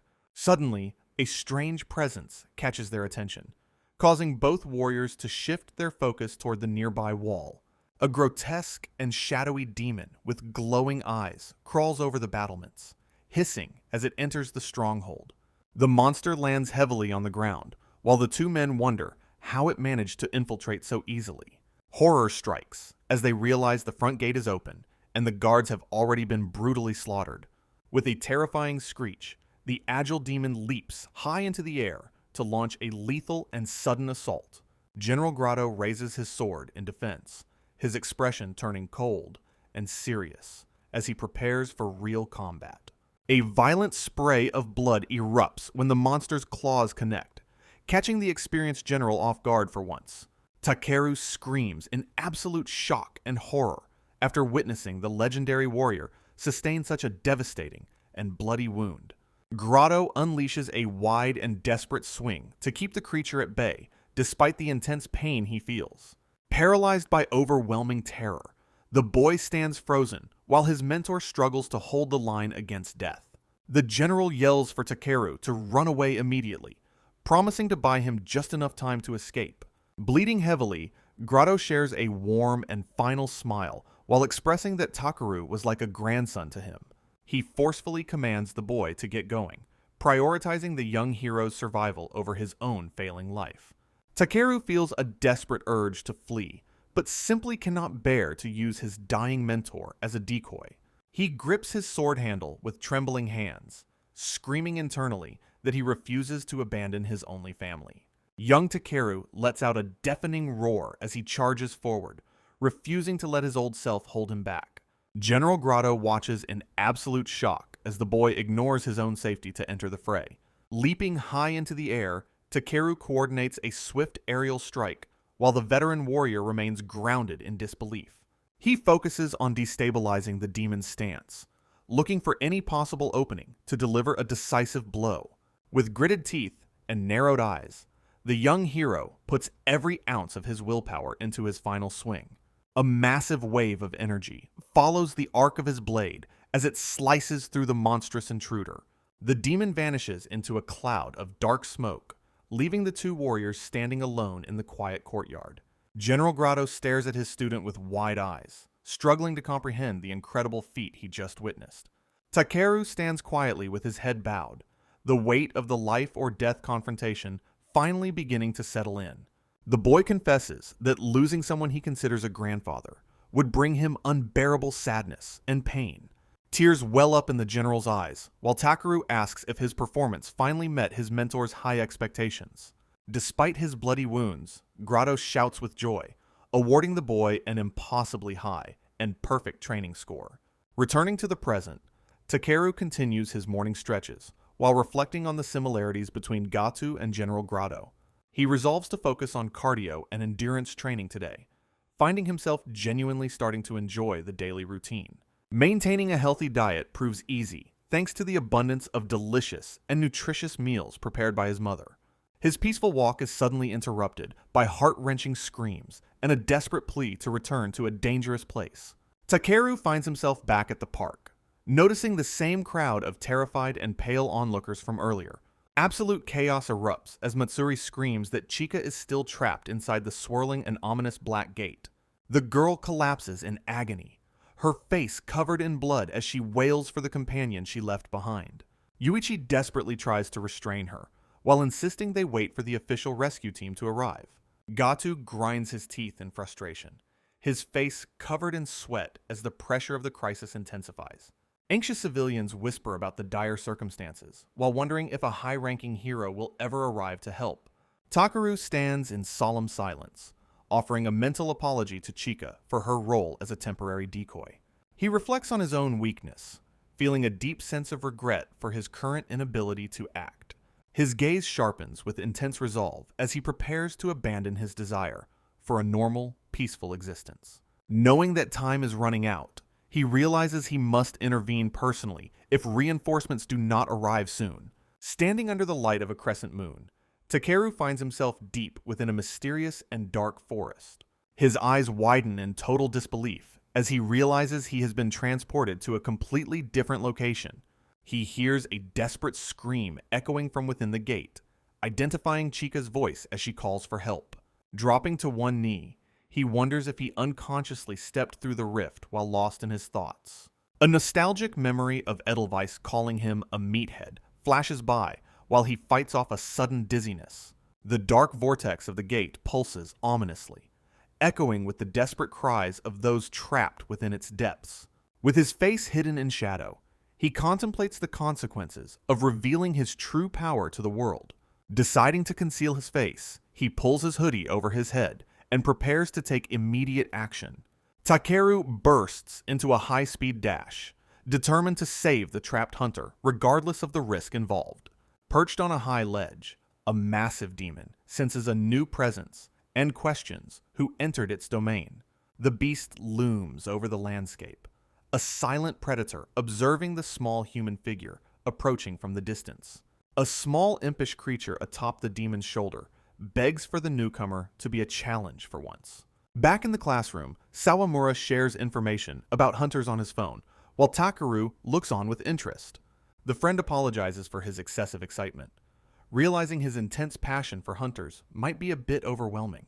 Sawamura shouts Takamine's name, startling Takeru during their conversation about the world's most famous and powerful hunters. Takeru smiles warmly, showing a new interest in understanding the people who protect this society from the monster gates. His friend reveals that Sakura became an S-rank hunter at a record-breaking age while possessing many dedicated fan clubs. Sawamura's intensity peaks as he describes the legendary strength and beauty that have made the Valkyrie a national icon. The former Messiah is visibly shaken upon hearing that such a legendary warrior is actually his own age. Clinging to Takeru in a fit of fanboy passion, Sawamura refuses to let go while the hero remains calm. He sprints through the dark and dense forest with blindingly fast speed. He notes a familiar feeling in the air, finding the dangerous atmosphere of this monster-infested realm quite nostalgic. He leaps gracefully from a high ledge while scanning the woods for any potential survivors or hidden enemy threats. The boy stops to examine the wreckage of shattered armor and broken swords left behind by the defeated party. Memories of Edelweiss calling him a meathead surface, bringing a bitter smile to his face amidst the surrounding destruction. The dark energy of the gate pulses with an ominous rhythm, signifying that the boss monster is growing stronger. Takeru pulls his hood lower, ensuring his face remains completely hidden from any potential survivors or hidden camera drones. He readies himself for battle while adjusting his gear, fully prepared to reveal the power he once held. He dashes forward now with intense and focused eyes. A colossal Cyclops monster pursues the fleeing and terrified hunter. Chika runs through the brush while desperately panicking about Yuichi's safety. A massive explosion erupts behind her while she prays for Matsuri, sweating and terrified. She wonders if her friend is weeping for her somewhere far away from this death trap. The giant beast smashes Gatu into the dirt. Gatu lies motionless on the blood-stained earth, while pieces of his shattered armor are scattered everywhere. Simultaneously, Chika whispers her comrade's name in a voice filled with profound grief as tears begin forming. Then, a massive shockwave suddenly erupts from the monster's location, throwing dust and debris into the air. Consequently, the sheer force of the impact sends the female hunter tumbling backward across the forest floor. Above her, the colossal Cyclops looms menacingly over its prey, casting a terrifying shadow across the woman. Absolute terror grips Chika as she stares into the cold, singular eye of the approaching legendary beast. Fortunately, Takeru intervenes from the shadows while extending his palm to initiate a powerful freezing magical spell. Instantly, a massive crystalline structure of ice erupts, trapping the giant monster in a lethal and frozen prison. Stunned, Chika gazes upward in utter disbelief, unable to process the incredible display of high-tier magic. Shortly after, the hooded boy reaches out a steady hand to help the injured hunter to her feet. Standing amidst the crumbling shards of ice, he calmly expresses relief that he arrived just in time. Gently, Takeru observes that she only sustained minor bruises, while Chika remains speechless at the sight. Recovering slightly, the girl bows and offers gratitude, while Takeru attempts to dismiss himself as a passerby. However, Chika stares at him with suspicious eyes, finding the claim of being a passerby completely unbelievable. Recognition suddenly flashes across her face as she asks if he is the student from the gate's entrance. He remains stoic and silent, while the girl continues to scrutinize his features hidden beneath the hood. Searching her memories, she desperately tries to connect the dots between the quiet student and this warrior. Quickly, she notes that the voice and outfit are identical, making his flimsy disguise feel increasingly transparent. Takeru pulls his hood tighter, while complimenting her sharp memory during this awkward and high-tension confrontation. Finally, Chika explains that her professional role as a scout requires her to track everyone nearby meticulously. Chika looks away sadly, softly thanking the mysterious boy for his unexpected concern and timely assistance. She asks if the defeated Cyclops was the gate boss, while Takeru urges her to return to her friends. A look of pure joy and overwhelming relief suddenly washes over the female hunter's battered face. She laughs with genuine happiness, celebrating the fact that everyone is finally safe from the monsters. Sunlight filters through the dense canopy of the forest as they begin their trek back toward the exit. Deep in the shadows, a clawed hand begins to rhythmically chant a strange and ominous melody. A small, impish demon dances atop a larger creature's head in front of a massive, glowing magic circle. The tiny creature grins wickedly, announcing with dark anticipation that the time for their plan has finally come. Takeru and Chika continue walking through the quiet woods, while the boy maintains his cautious, hooded disguise. Chika casts a side glance toward her savior, her mind swirling with unanswered questions and growing suspicion. Sensing her gaze, Takeru turns away slightly to prevent her from catching a clear glimpse of his face. She notes that his freeze spell was basic magic, yet executed with an impossibly high level of power.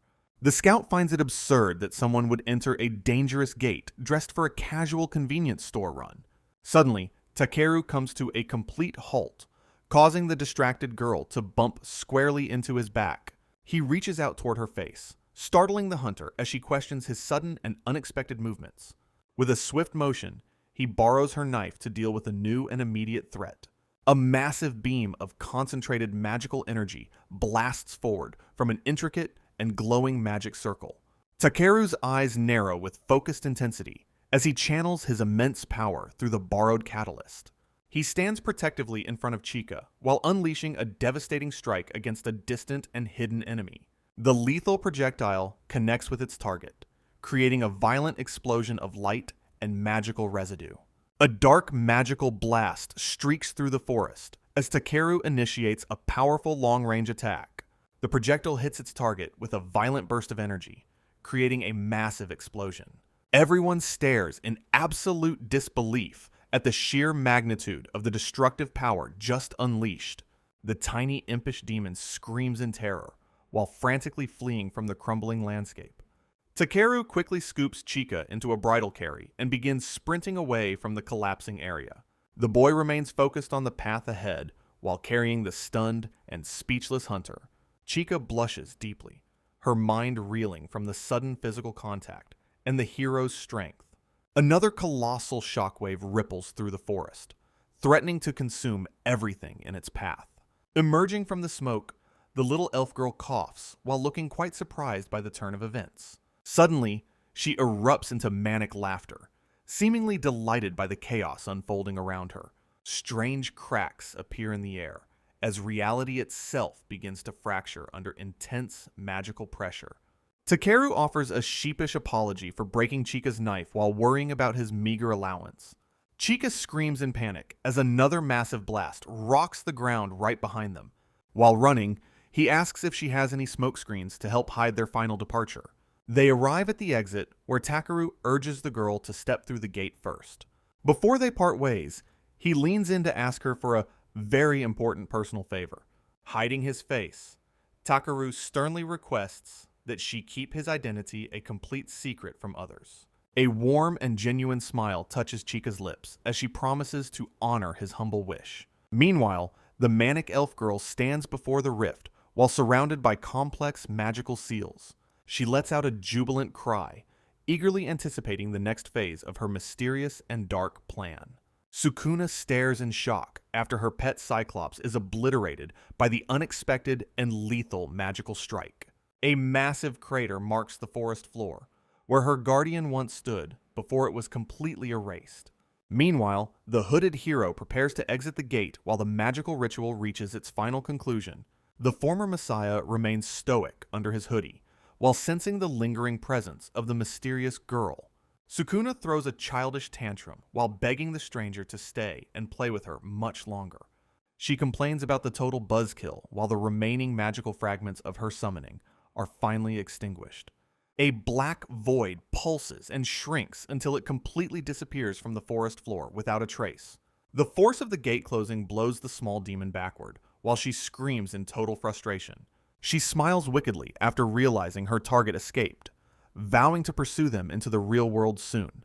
Suddenly, Sukuna realizes she cannot cross the boundary yet, and complains about missing the good part.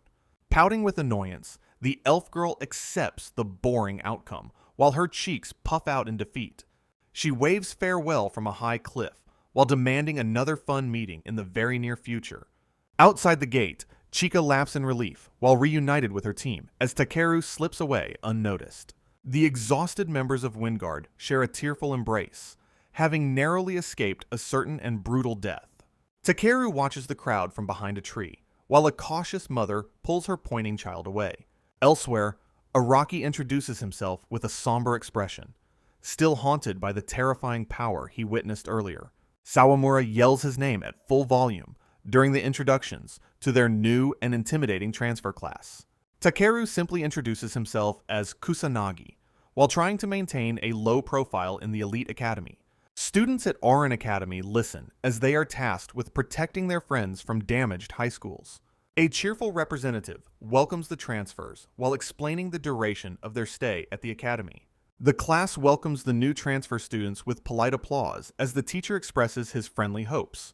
Takeru feels overwhelmed by the sudden attention throughout the room, noticing his classmates struggling with visible and intense anxiety. During a break, Araki broods while eating alone since the story has transitioned into a new school life chapter. Sawamura enthusiastically explains how the prestigious academy accommodates students after major disasters and gate-related incidents. The grand facilities of Ouran Academy serve as an elite training ground and a secure emergency shelter. Excitement radiates from Sawamura as he revels in the once-in-a-lifetime opportunity to study at such a famous institution. He admits to having complicated feelings regarding Araki's presence, but quickly tries to maintain a positive and upbeat attitude. Takeru listens quietly during their stroll, his calm demeanor masking the immense power hidden deep within his young vessel. The boys decide to set aside their past grievances and focus on making the most of their time here.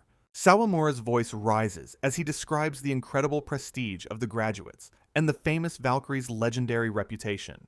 He details how the academy only accepts the highest-ranking elites, where even average students possess professional-level combat power. Walking through the busy hallways, Takeru observes that nearly every student carries a specialized weapon for constant readiness. In the outdoor courtyard, several aspiring heroes practice their magical abilities under the watch of advanced and modern technology.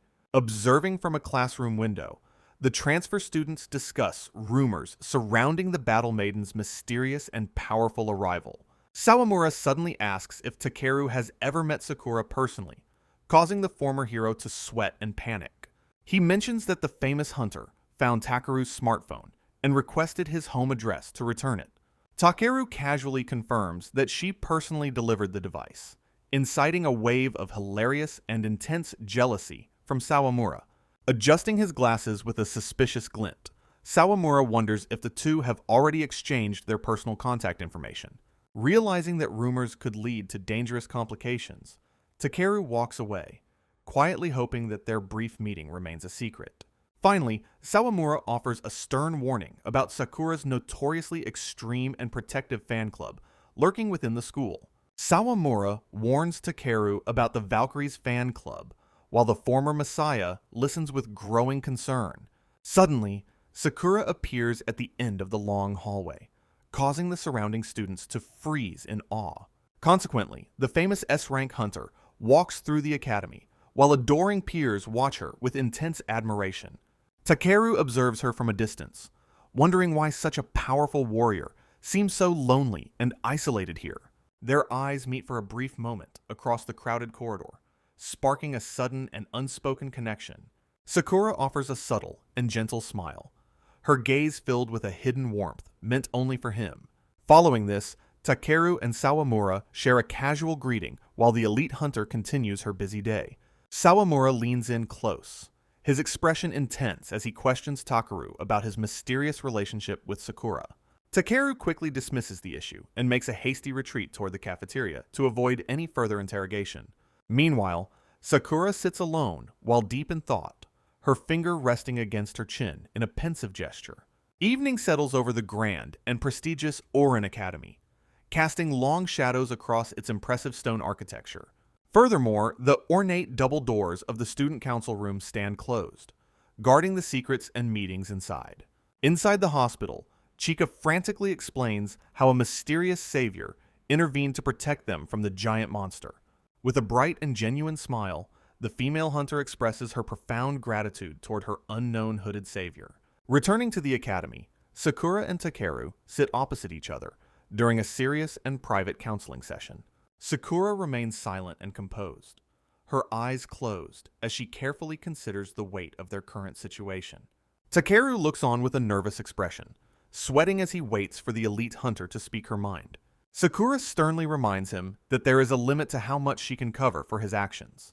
She buries her face in her hands while explaining that the entire Hunter Association is currently in an uproar. Finally, she reveals that the D-Rank Gates boss was unexpectedly powerful and nearly killed an entire team. Sakura explains that an A-rank Cyclops appeared instead of the expected weaker monsters. In addition, she identifies the presence of an unregistered irregular as a major problem. The Valkyrie then ponders if an enemy capable of such magic was actually there. Takeru breaks out in a cold sweat while listening to her sharp and incredibly insightful analysis. He offers a quiet apology as the heavy tension in the room becomes increasingly suffocating.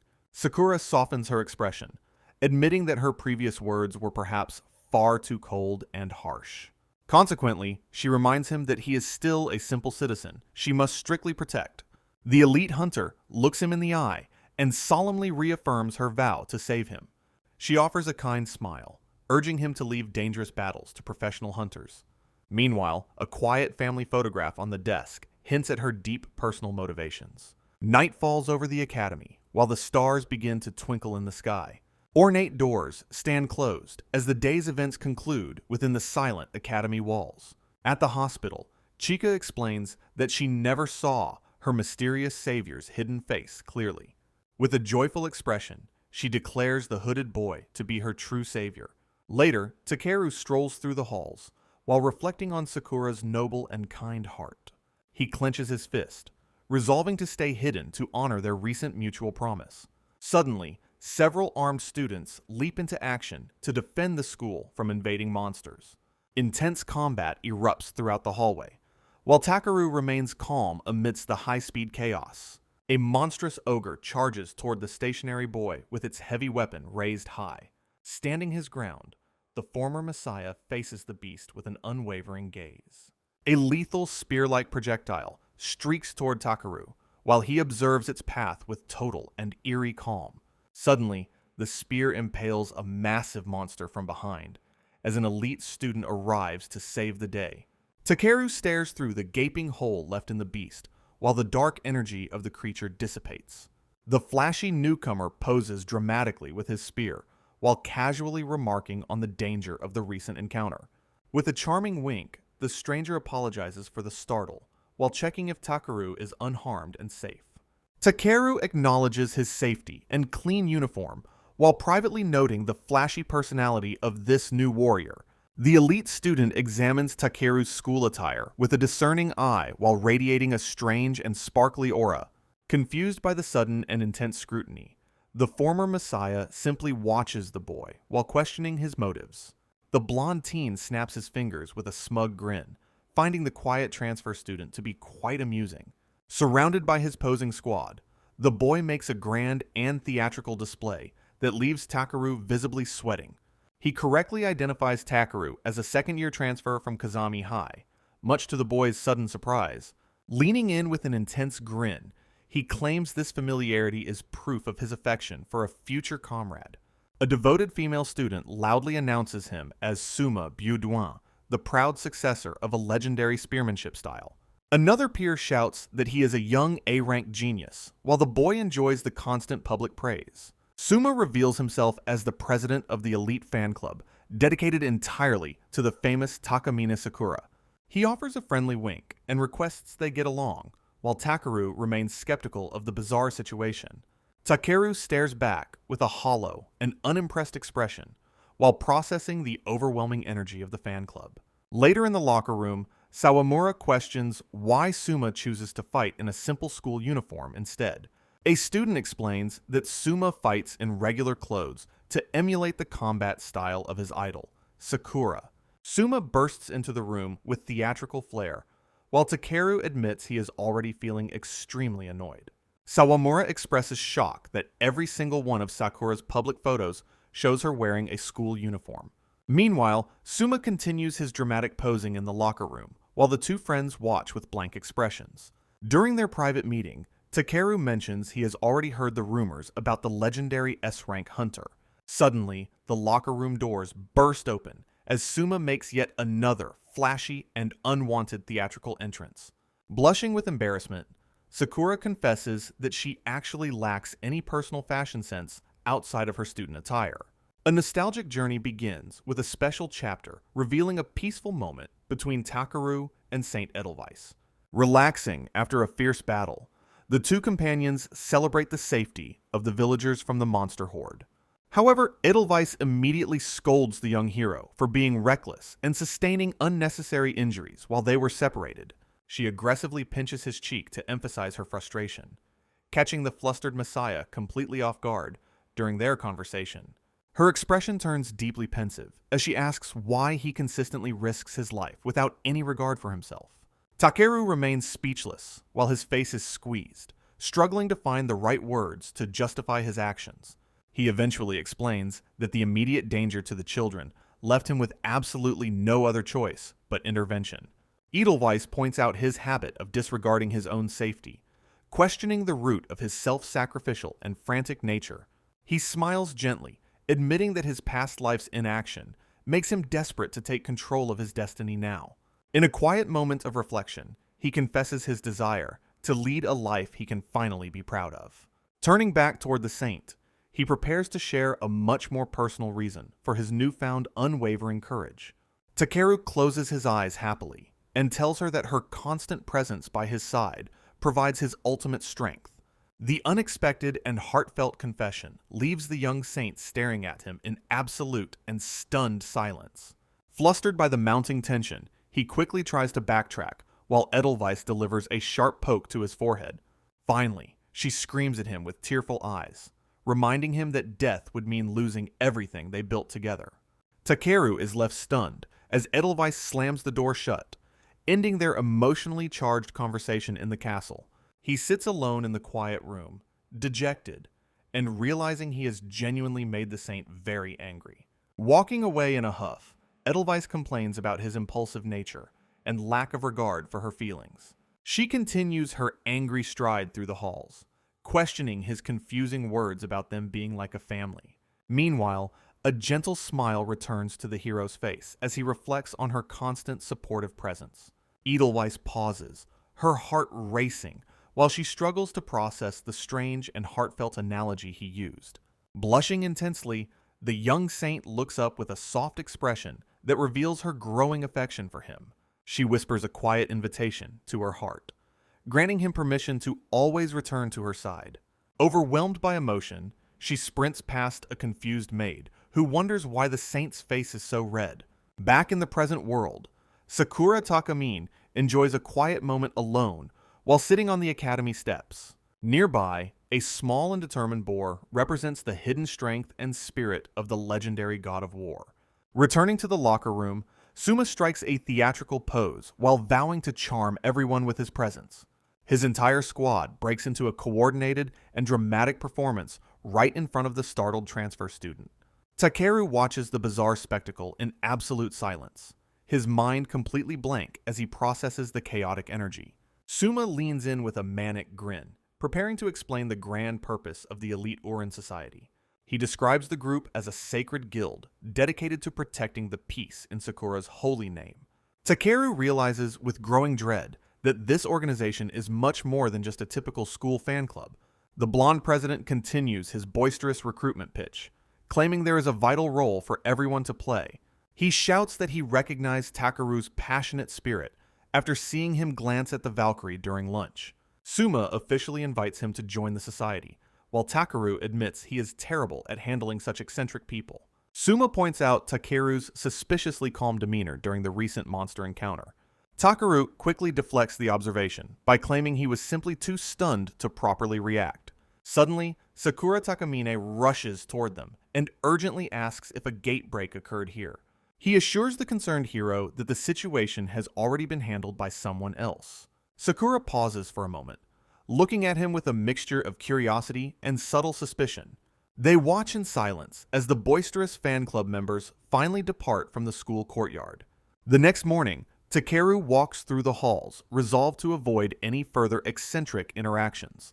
Standing before the door of Class 2C, he reflects on the immense social power Sakura holds. A hand reaches for the door handle just as a familiar and loud voice echoes. Suma Buduan bursts out of the classroom with a deafening and typically over-the-top morning greeting. Takeru warns him about the danger of his antics, while Suma proudly defends his proactive lifestyle. Confused by the constant proximity, the boy asks why Suma is even following him around today. Suma reveals the startling truth that they have actually been assigned to the very same classroom. Peering inside the room, Takeru feels a mounting sense of exhaustion from the students' overwhelming energy. The rest of the students go about their morning, while some wave cheerfully at their president. With a wide grin, the flashy spearman suggests they become the best of friends as classmates. The sun shines brightly over Uran Academy as the first set of morning lessons begins. Sitting at his desk, Takeru struggles to maintain focus while sensing Suma's intense gaze nearby. He eventually slips away toward the relative peace of the restroom, desperately seeking a personal escape. Lunchtime arrives in the crowded cafeteria, where the boy finds himself unable to escape his energetic shadow. Takeru clutches his head in absolute frustration as he realizes he cannot escape Suma's overwhelming and eccentric presence. Sawamura adjusts his glasses with a glint of excitement, eager to share everything he knows about the legendary spearman. He reveals that Suma is the prodigious successor of a 1,000-year-old lineage and a top-tier A-rank elite hunter.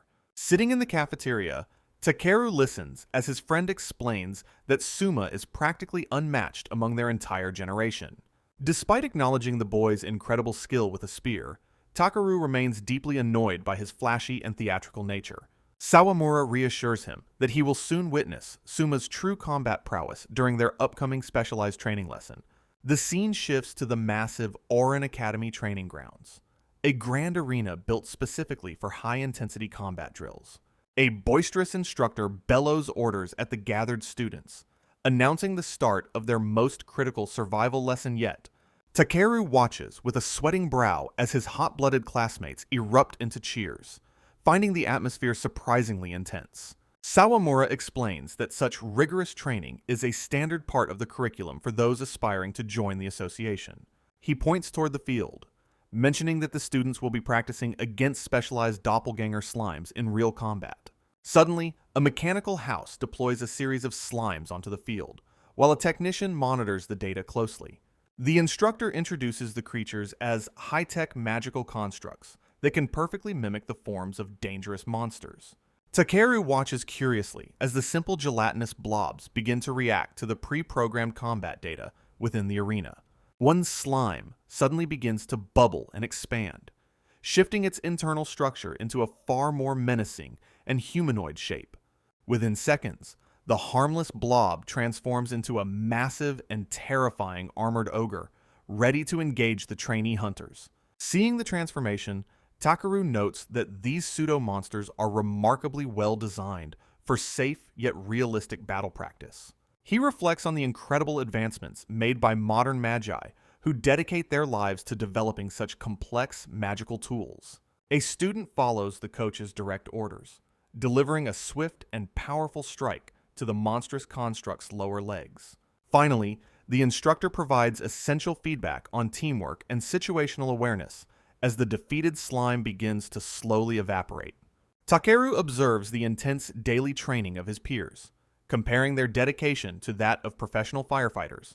Araki scoffs in the background, while Takeru turns around with a bright and innocent-looking smile. He cheerfully asks the grumpy bully if he said something, maintaining his friendly facade despite the underlying tension. Araki grunts in frustration as he struggles to contain his irritation, leaving Takeru momentarily puzzled by his reaction. Meanwhile, Suma demonstrates his elite combat skills by effortlessly engaging multiple monsters at once with his spear. The prodigious spearman moves with fluid grace, spinning his weapon while reveling in his own strength and beauty.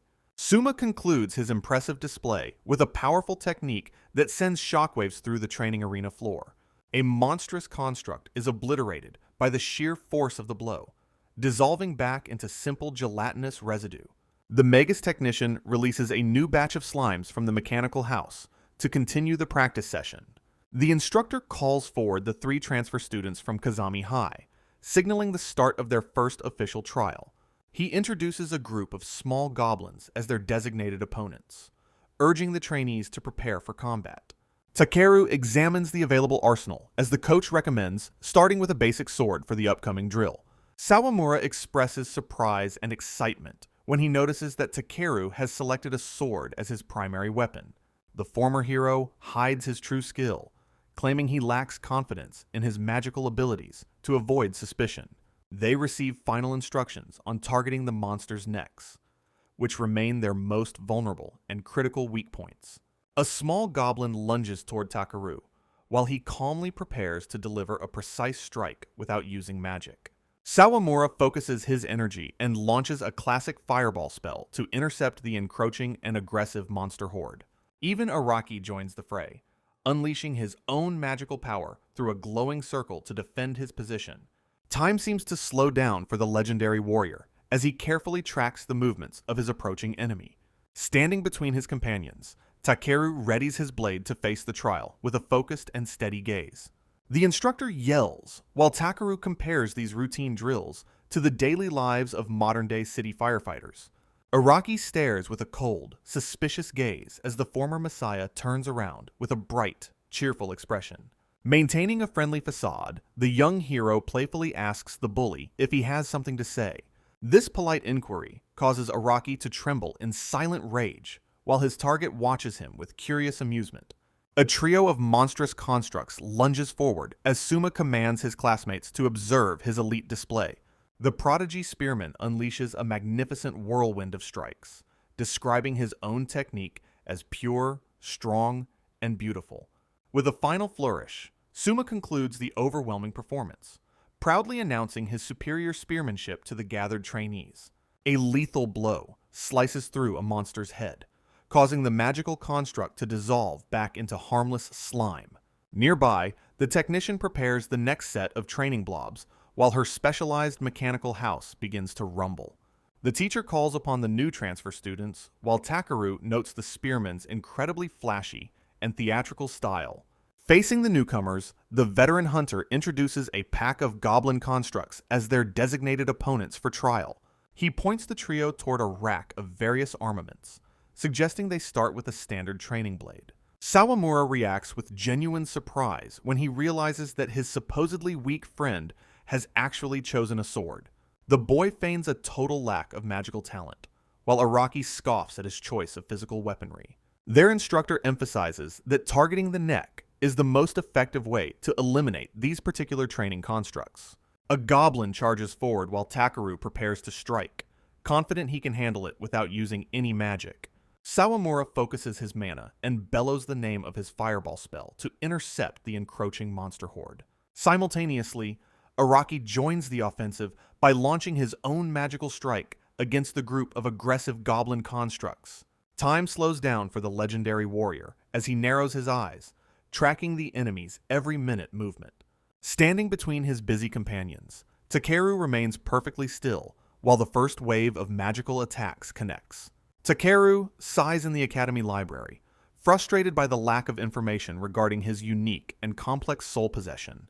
He contemplates the difficulty of returning this physical body to its original owner while leaning on his hand. Searching for clues, he examines a magazine featuring a renowned hunter known for possessing dead and heroic spirits. The publication highlights Uesugi Kikyu, a legendary warrior hailed as Japan's strongest for her spiritual combat style.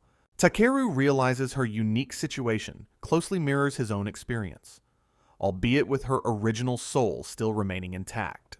He notes that while Kikyu hosts spirits, he is a foreign soul completely occupying Takeru's own vessel. This realization makes him wonder if the boy's original consciousness might still exist somewhere deep within him.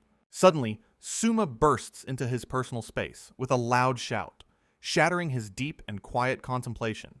The flashy spearman apologizes for the startle, though he seems more amused by Takeru's visible surprise and shock. Takeru tries to play off his reaction by claiming he has simply grown accustomed to a peaceful life. With a sudden shift in tone, Suma declares his intense and growing interest in the mysterious transfer student. Leaning in close, the blonde president directly accuses him of hiding his true and overwhelming magical power. Caught off guard by the blunt confrontation, Takeru asks why such a bold claim is being made now. Suma explains that despite his keen eye for talent, he cannot accurately gauge the depth of Takeru's potential. He laughs loudly, mocking Takeru's poor acting skills, while the former messiah insists he is just an amnesiac. The spearman begins analyzing Takeru's combat form, comparing his initial stance and skills to that of a master. He asserts that the boy's sword techniques are far beyond the level of any typical high school student. Suma fixes him with an intense gaze, reaffirming his absolute fascination with Takeru's hidden and immense strength. Takeru remains silent while carefully weighing the risks of Suma's sharp and dangerous intuition regarding his secrets. The eccentric president maintains a knowing smirk, while the tension between them continues to mount in silence. Suma playfully suggests a duel, while Takeru tries to maintain his persona as a totally normal high school student. Suma notices Takeru looking at the magazine featuring the legendary spirit-possessing hunter, Uesugi Kikyu. Takeru admits his interest in Uesugi, while Suma observes him with a growing sense of intrigue and amusement. Suma reveals his own defeat against the top-class hunter during a previous duel, highlighting her incredible combat prowess. Dropping his calm facade, Takeru urgently asks if a meeting with the legendary warrior is actually possible. Suma explains that although Uesugi recently visited his home, she has already departed for her own remote territory. He mentions that she typically remains isolated within the sacred mountain grounds, making her extremely difficult to contact. Suma's expression turns serious as he considers the boy's sudden and intense interest in the mysterious hunter. He suggests that his prominent family connections might provide a unique opportunity for an official meeting with her. Takeru reacts with visible excitement, while Suma notes that the boy's usual calmness has completely and utterly vanished. The flamboyant president points a finger, preparing to lay out the specific conditions for his help. Suma offers a deal. He will introduce Takeru to Kikyu if the boy reveals his true strength in a duel. They travel to the academy's restricted grounds, where several unstable black gates are being preserved for training purposes. Behind a heavy magical seal lies a landscape of ancient ruins, serving as a dangerous training field for elite students. As an A-rank hunter, Suma easily bypasses the security protocols to enter the restricted zone with his new rival. Arriving at the ruins, Suma ignores a raging bull construct behind him, while eagerly anticipating their upcoming battle. Takeru readies his blade, demanding Suma keep his true power secret in exchange for the promised introduction. Suma happily agrees to the terms, brandishing his spear while vowing to honor his word as a fellow warrior. The two fighters take their respective combat stances, signaling the official start of their high-stakes and intense duel. With a sudden and explosive movement, Suma launches a blindingly fast spear strike directly toward the former hero. Suma unleashes a powerful spear thrust, his eyes narrowing with a hunter's deadly focus during the opening exchange. Effortlessly sidestepping the strike, Takeru ducks low to evade the lethal arc of the wooden spear shaft. The former messiah calmly analyzes his opponent's technique, mentally praising the spearman for maintaining such excellent weapon control. A sharp, metallic clang echoes through the ruins as Takeru intercepts the next blow with his training sword. Sparks fly from the impact, while both students test each other's physical strength in a high-stakes weapons lock. Suma's gaze intensifies as he begins to realize the true depth of the quiet transfer student's combat abilities. Takeru executes a wide defensive sweep, his movements blurring with a speed that defies his seemingly ordinary appearance. Grinning wildly, Suma praises his opponent's strength, while Takeru stoically retorts that he was thinking the exact same. The boy maintains a steady grip on his blade, his expression remaining unreadable despite the mounting pressure of combat. Trading a rapid series of blows, Takeru notes that Suma's earlier theatrical performance masked a truly refined style. The refined Bayuduan style utilizes long limbs to deliver precise strikes while minimizing any unnecessary blood spray. Suma prepares his next move, embodying the legendary Bayuduan spearmanship which is hailed as a disciplined art of stillness. Laughing with manic excitement, the elite hunter revels in the thrill of finding a worthy and challenging new rival. The duel continues as Suma relentlessly presses the offensive, his spear movements becoming increasingly complex and difficult to track. Suddenly, Takeru closes the distance instantly, his voice turning cold as he rejects the idea of fighting for fun. A terrifying aura erupts from the boy as he commands his opponent to dodge his next strike properly. Absolute horror washes over Suma's face when he witnesses a level of bloodlust far beyond any typical hunter student. With a single blindingly fast motion, Takeru delivers a horizontal slash that seemingly shears through the very air itself. Trembling with shock, Suma touches his throat to confirm his head is still attached after the terrifyingly close call. The elite spearman stands paralyzed by the vivid image of his own death, while Takeru calmly ends the encounter. Suma grits his teeth, his composure completely shattered as he struggles to comprehend the terrifying strength before him. Takeru launches a low sweep while simultaneously swinging his training blade, catching the elite spearman completely off balance. The force of the counterattack sends Suma sliding backward across the training floor in a cloud of dust. Standing victorious, the former Messiah holds his sword tip against Suma's throat, signaling the end of their duel. Takeru gazes down with a cold, unyielding expression, waiting for his opponent to acknowledge the decisive and absolute defeat. Still shaken by the brush with death, Suma stares up at his classmate with wide, trembling eyes of disbelief. Suddenly, a massive tremor rocks the training grounds as a colossal bull construct crashes through the nearby stone walls. Mysterious, dark tendrils begin to slither across the debris, signaling a dangerous anomaly within the Academy's restricted training zone. The great bull lets out a deafening roar of rage, its eyes glowing with a frenzied and unnatural light. Despite his loss, Suma eventually bursts into manic laughter, leaning on his spear while praising Takeru's incredible hidden talent. The spearman's excitement peaks as he begs to see even more of the transfer student's true, world-class power level. Takeru remains stoic, simply stating that he has already fulfilled his part of their original and binding agreement. Suma grits his teeth in frustration, clearly unwilling to let their intense and short-lived skirmish end just yet. In the background, the bull construct begins to emit a violent aura while letting out another earth-shaking guttural bellow.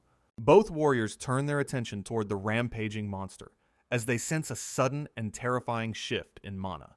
The magical construct begins to bubble and distort, its physical form undergoing a grotesque and rapid metamorphosis before them.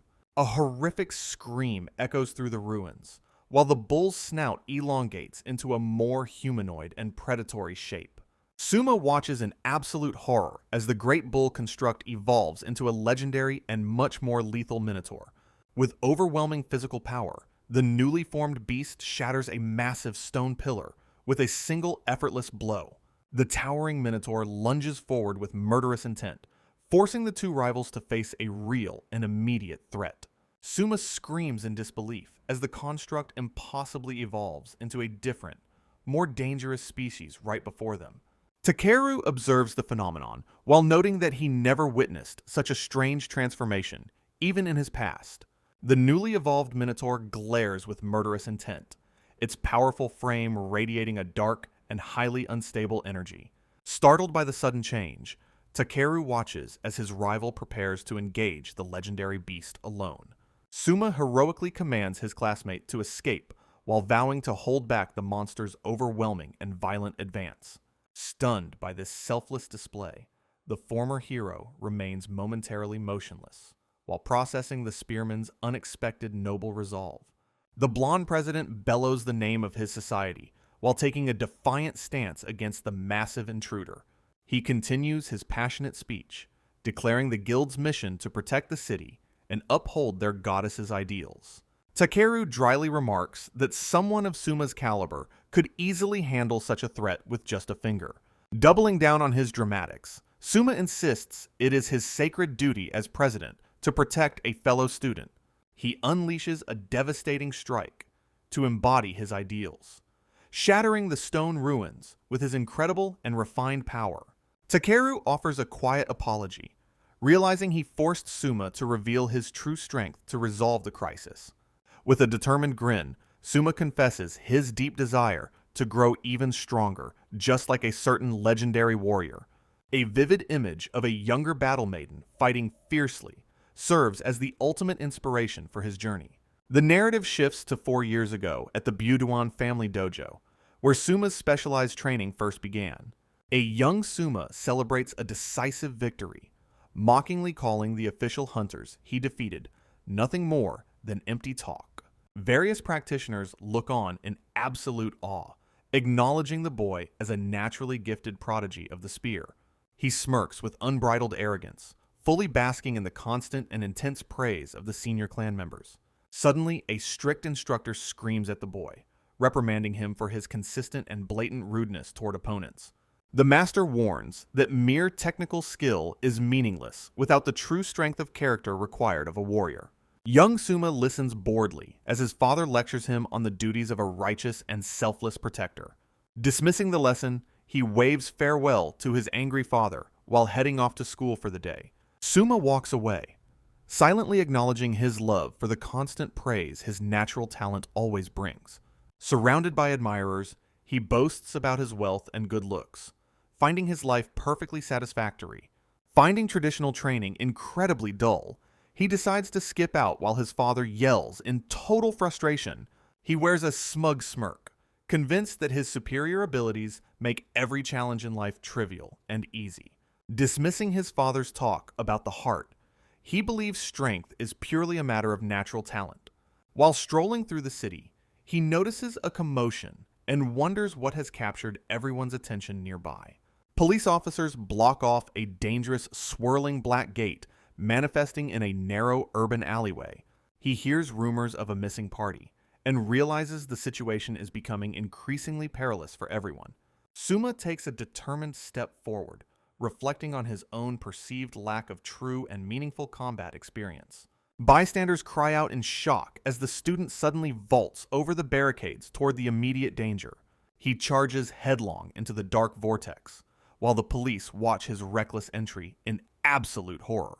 A young Suma wonders if facing real monsters will finally provide the vital battle experience he currently lacks. Civilians demand action, while the officers insist they must wait for a high-ranking professional hunter to arrive. Suddenly, a mysterious girl arrives at the scene, apologizing for making everyone wait during the ongoing crisis. The newcomer commands the crowd to step back, declaring the area near the gate unsafe for regular civilians.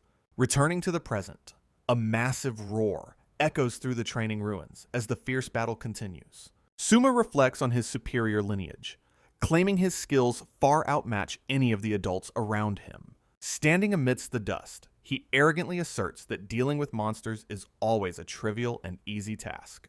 Blood drips from a wounded hand as young Suma tries to convince himself everything is fine. However, he stares at the grotesque mechanical monsters while his confidence begins to waver. A lethal blow connects with his body, while the reality of a true battlefield sinks in.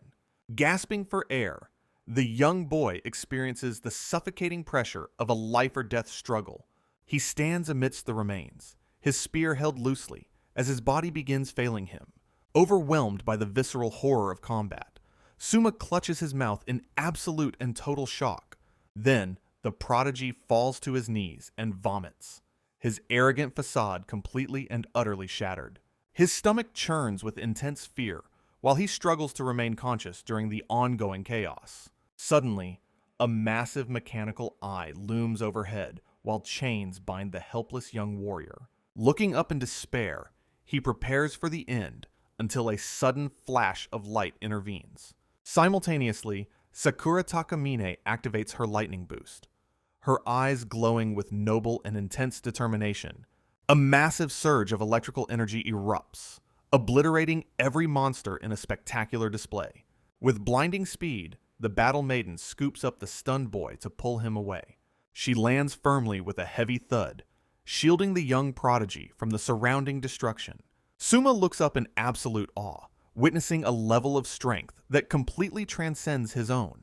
Furthermore, he watches the lightning dance around the girl who saved his life today, Sitting on the ground, he remains speechless while processing the gap between their respective abilities. Sakura continues her fierce assault against the remaining constructs, moving with an otherworldly grace. Paralyzed by the aftermath of the encounter, Suma finds that his body simply refuses to move. Finally, a mechanical entity hovers menacingly above him while the young boy stares up in fear. Suma stares upward in absolute disbelief as the battlefield reality suddenly and violently shifts around him.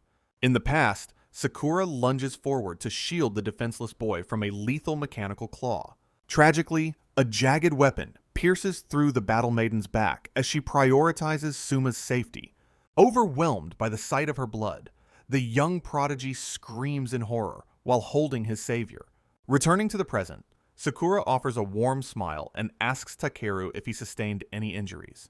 Takeru remains stunned by her kindness, stuttering a reply while realizing the depth of her noble character. She turns back toward the fray, promising to finish the fight in a truly flashy and decisive manner. Watching her back, Suma reflects on the moment that fundamentally changed his outlook on true strength. He recalls the image of her unbreakable heart as she battled monsters against all impossible odds. Tears stream down his face, while he acknowledges his own crushing weakness compared to her radiant courage. Sakura stands victorious amidst the wreckage, assuring the trembling boy that everything is finally going to be okay. She reaches out a gentle hand, inviting the young spearmen to return home together after the traumatic incident. Her genuine and warm smile becomes etched into his memory, serving as his ultimate source of inspiration. Blushing through his tears, Suma stares in absolute awe at the heroic figure who saved his life. He resolves to change himself completely, vowing never to be the weak person he once was before. He aims to fight alongside her as an equal, promising never to feel ashamed of himself again. Suma grips his spear with renewed intensity, channeling his conviction into his current high-stakes battle. His eyes burn with fierce determination, while he declares his need to become significantly stronger. With a savage cry, he charges the Minotaur, shattering the surrounding stone pillars with his overwhelming power. The elite spearman moves through the falling debris with perfected grace, fully embracing his role as a protector. Suma takes a heavy blow from the Minotaur, gritting his teeth as the impact rattles his frame. He realizes the monster is far stronger than any normal construct, while pondering the cause of its mutation. Takeru rushes in to help, but the proud spearman commands him to stay back and out of danger. Unleashing his full spirit, Suma declares that no one possesses the power to shatter his legendary spear. Surprised by his rival's stubbornness, Takeru watches as the spearman continues his desperate and high-intensity struggle. Takeru suddenly reaches out, advising Suma that his technical skills are far too delicate for a beast. He places a hand on the boy's back, awakening a surge of dormant and powerful magical energy. Warning of the future pain, Takeru explains that this temporary boost will push his body to its limits. Empowered by the hero's touch, Suma prepares a final, massive strike to send the monster flying away. A colossal whirlwind of dark energy erupts, completely engulfing the Minotaur in a spectacular and final explosion. Suma remains frozen in focus, while the residual mana of his ultimate attack dissipates into the air. He lets out a primal roar of victory, his voice echoing through the silent and shattered training ruins. Exhausted from the surge, the young president collapses to the ground, while Takeru stands quietly nearby. Takeru notices something small and suspicious moving amidst the settling dust and debris of the arena floor. A strange, spindly black shadow creature scurries away from the remains of the defeated and mutated construct. Moving with precision, the boy prepares to investigate the mysterious entity that caused the monster's sudden evolution. He catches the tiny parasitic demon between his fingers, realizing it was responsible for the arena's recent anomaly.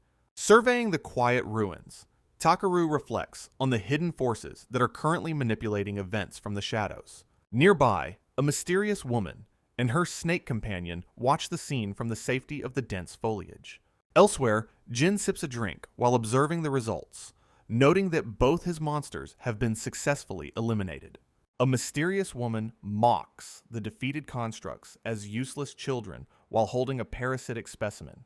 She leans conspiratorially against Jin, the Ouroboros guildmaster, in a lavishly decorated lounge.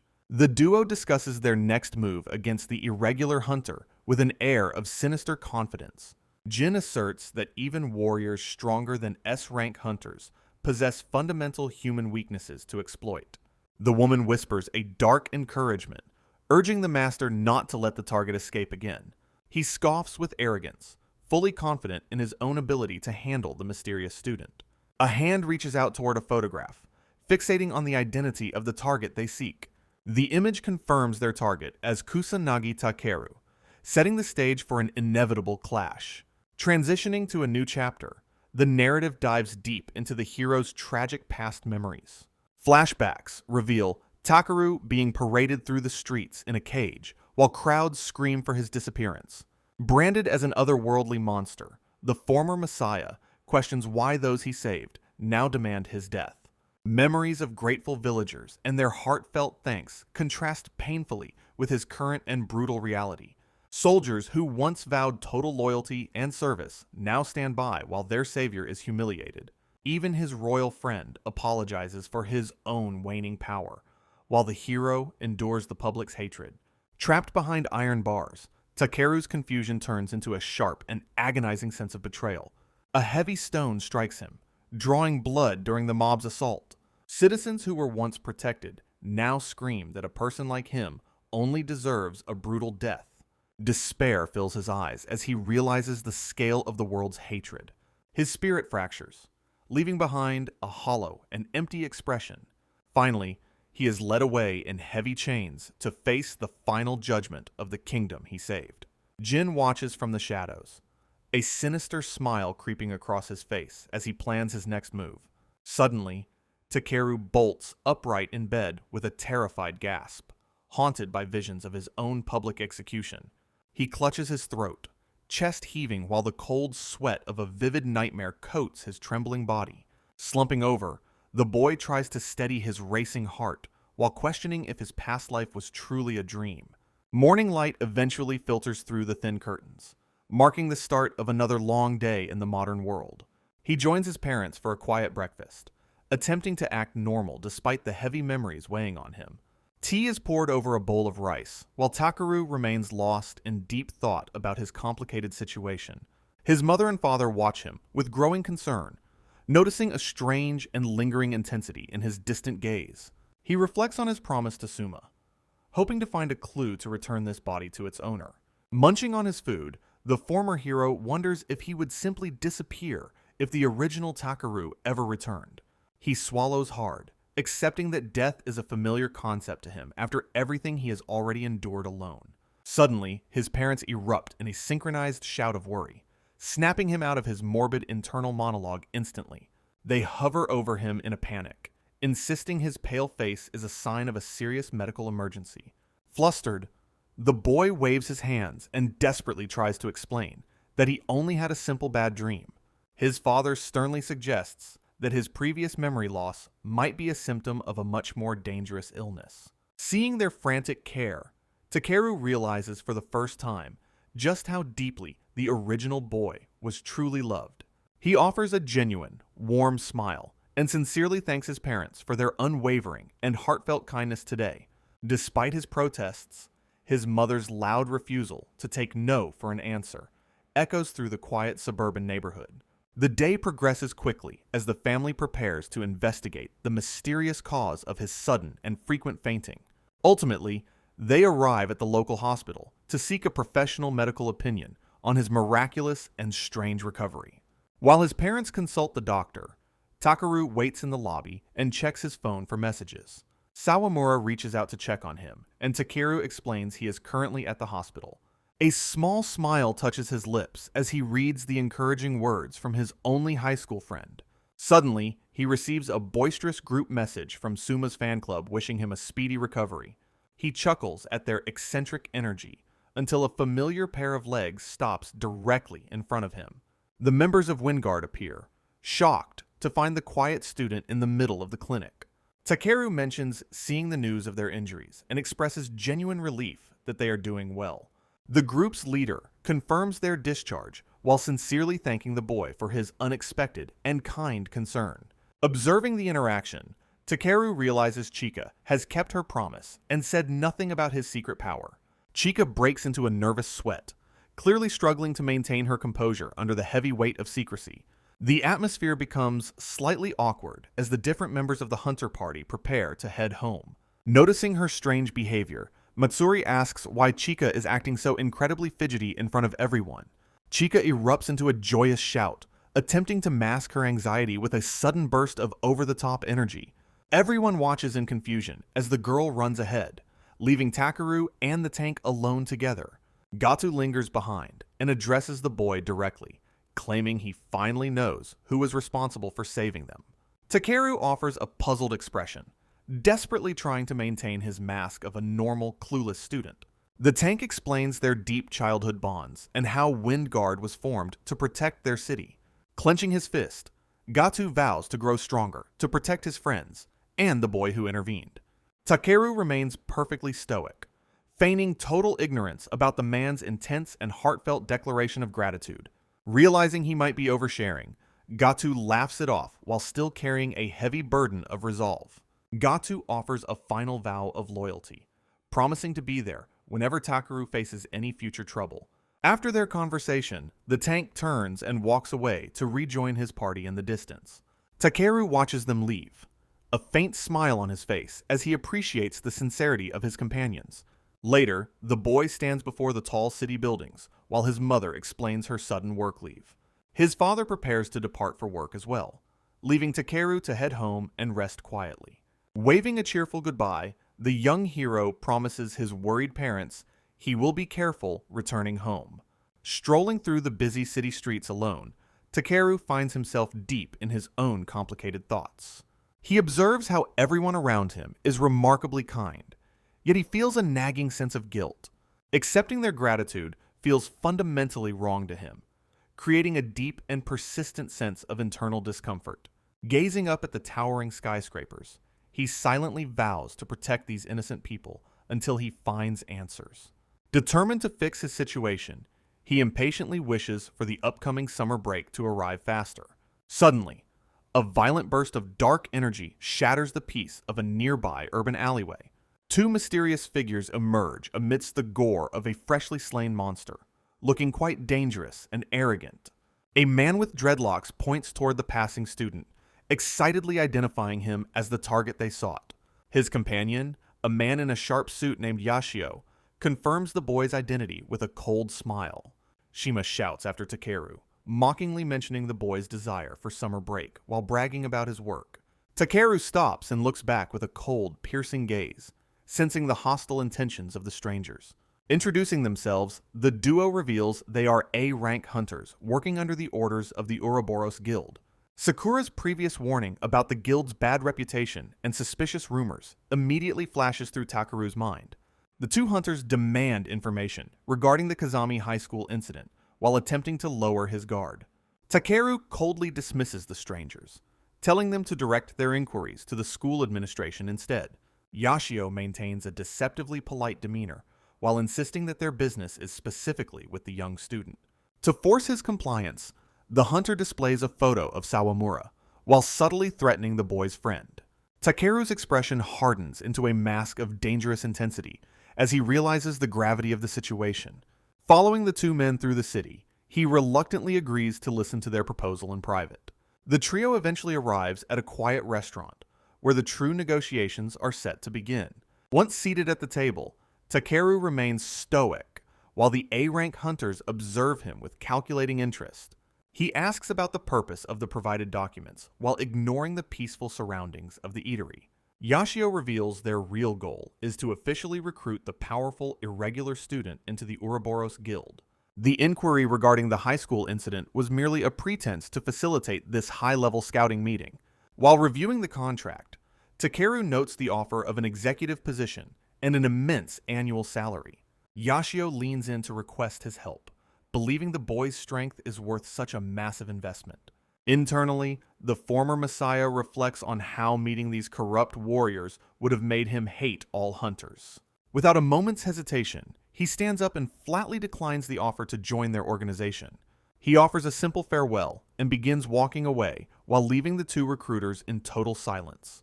The hunters share a menacing smile while signaling their intent to use force against the departing boy. Shima readies his whip. Yashio draws his blade. Both hunters leap forward. Takeru senses the strike. A sudden explosion shatters the restaurant's windows as the two hunters initiate their violent and public assault. Shima and Yashio stand amidst the wreckage, declaring they will force Takeru to join their guild. Meanwhile, Sakura Takamine remains focused on her official duties, while her assistant watches with pure admiration. Back in the ruined eatery, the atmosphere intensifies as the A-rank hunters prepare to use lethal force. Takeru calmly observes his opponents, dryly noting that their recruitment methods are unnecessarily and extremely violent. Yashio offers a chilling smile, confirming their resolve to secure him regardless of the cost or methods. Shima launches his segmented whip sword with a wide, destructive arc aimed directly at the stationary student. Moving with practiced ease, the former Messiah effortlessly evades the first strike without even breaking a sweat. He quickly identifies the presence of toxic poison coating the blade, realizing the hunters are playing for keeps. Shima charges forward with a roar, attempting to overpower the boy with a series of high-speed strikes. Executing a swift and graceful spin, Takeru maneuvers around the aggressive hunter to create a strategic opening. A precise counter-strike connects with Shima's face, forcing a grunt of pain from the arrogant, dreadlocked warrior. The boy slides across the floor, maintaining his distance while keeping both dangerous assailants in his sights. Without letting up his momentum, Takeru delivers another heavy blow that sends Shima reeling backward through debris. Yashio suddenly leaps into the air, activating a magical circle to empower his next overhead sword strike. Takeru narrowly avoids the lethal slash, while Yashio promises to hold back just enough to keep him alive. The segmented blade of the snake sword suddenly softens, transforming into a flexible and highly unpredictable whip. Yashio unleashes the snake sword style, sweeping the area with a low and wide horizontal whip-like attack. The elite hunter narrows his eyes with intrigue, praising the boy's exceptional reflexes during their intense skirmish. Continuing his relentless offensive, Yashio spins his weapon to trap and finally stop Takeru's nimble movements. Takeru quickly maneuvers behind Shima, catching the hulking hunter in a firm and controlling restraint. Enraged by the humiliation, Shima screams at his partner while demanding his face not be used as a stepping stone. Yashio ignores the outburst and unleashes his snake sword style, warning the boy not to underestimate his reach. The flexible blade glows with a toxic aura as Yashio activates his Poison Fang technique during the engagement. Remaining perfectly composed, Takeru monitors the trajectory of the oncoming weapon with a cold and analytical gaze. A sharp metallic sound rings out as the lethal blade strikes only the empty pavement where the boy once stood. Utilizing his opponent's own momentum, Takeru effortlessly throws Shima across the area with a powerful grappling maneuver. The former Messiah moves with blinding speed, his eyes burning with a focused and dangerous intensity. Shima struggles to recover while Takeru prepares his next move, sensing the imminent escalation of the hunter's attacks. Takeru delivers a devastating kick through an intricate magic circle, blasting his heavy opponent backward with concentrated force. Impact leaves Shima reeling in intense agony as he desperately tries to withstand the boy's overwhelming physical pressure. The dreadlocked hunter is sent spiraling through the air, while Takeru maintains a stoic and watchful presence nearby. Suddenly, Shima's body undergoes a violent transformation as his muscles begin to break and recover simultaneously. The forced regeneration creates a grotesque spectacle, while the hunter's raw power surges to an unstable and dangerous peak. Activating his Big Bang Punch, Shima lunges forward, while Takeru calmly deploys a layered Protect Guard for defense.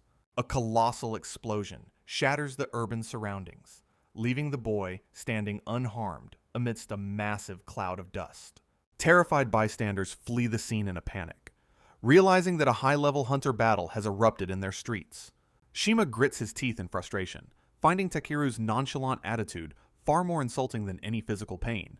Yashio seizes the opening to launch a coordinated sideswipe with his whip sword, while Takeru remains focused on Shima. The elegant hunter then escalates the fight by activating boost magic to coil his blade for a lethal strike. Takeru deflects the segmented sword strike with a glowing magic circle as the battle in the restaurant intensifies. Yashio grits his teeth in frustration, realizing that their target possesses defensive capabilities far beyond their initial estimation. Activating his hard skin ability, the boy delivers a crushing punch that sends blood flying from Shima's mouth.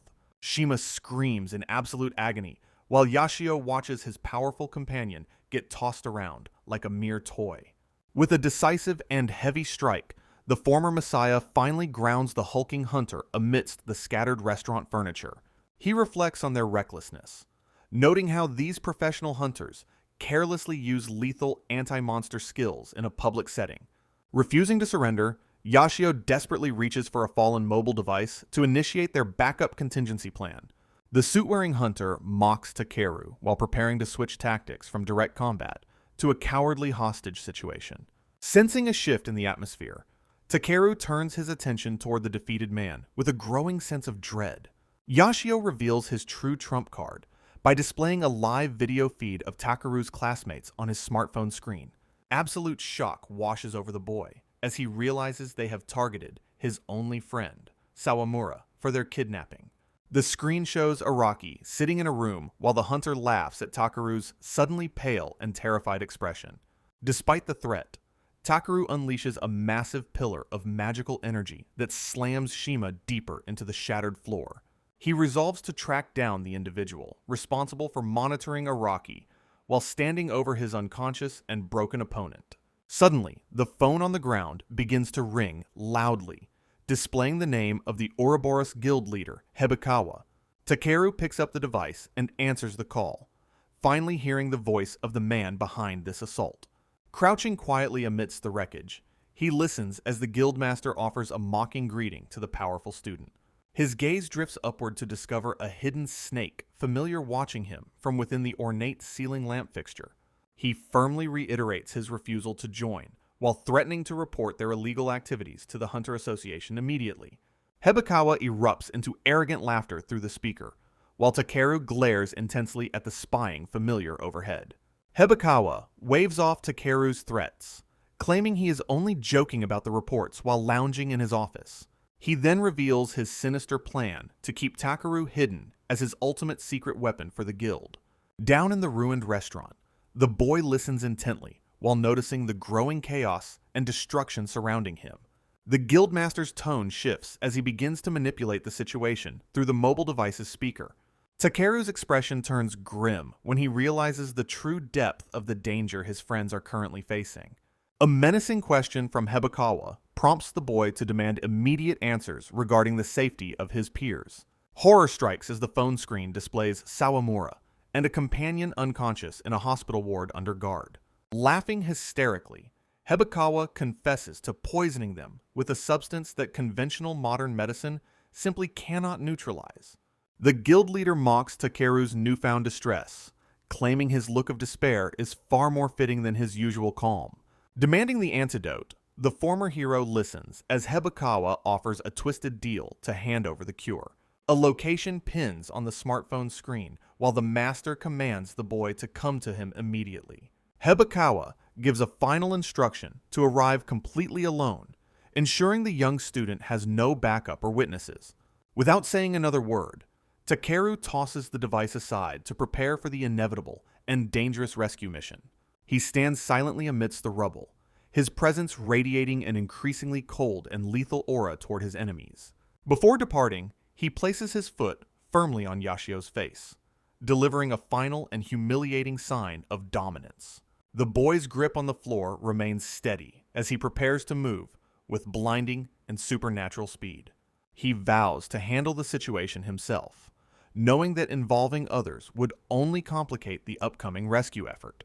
Eyes burning with a terrifying intensity, Takeru resolves that anything in his path will be crushed without hesitation. Night settles over the hospital facility, where the victims remain in a critical and highly unstable condition. Inside the sterile ward, a poisoned student lies helpless while fighting for survival against the effects of the toxin. Jin laughs while lounging on his couch, claiming he was only joking about exposing Takeru's secrets. He expresses his desire to keep the boy as a secret weapon with no official obligations. Back at the restaurant, Takeru's phone vibrates as he kneels amidst the aftermath of the fight.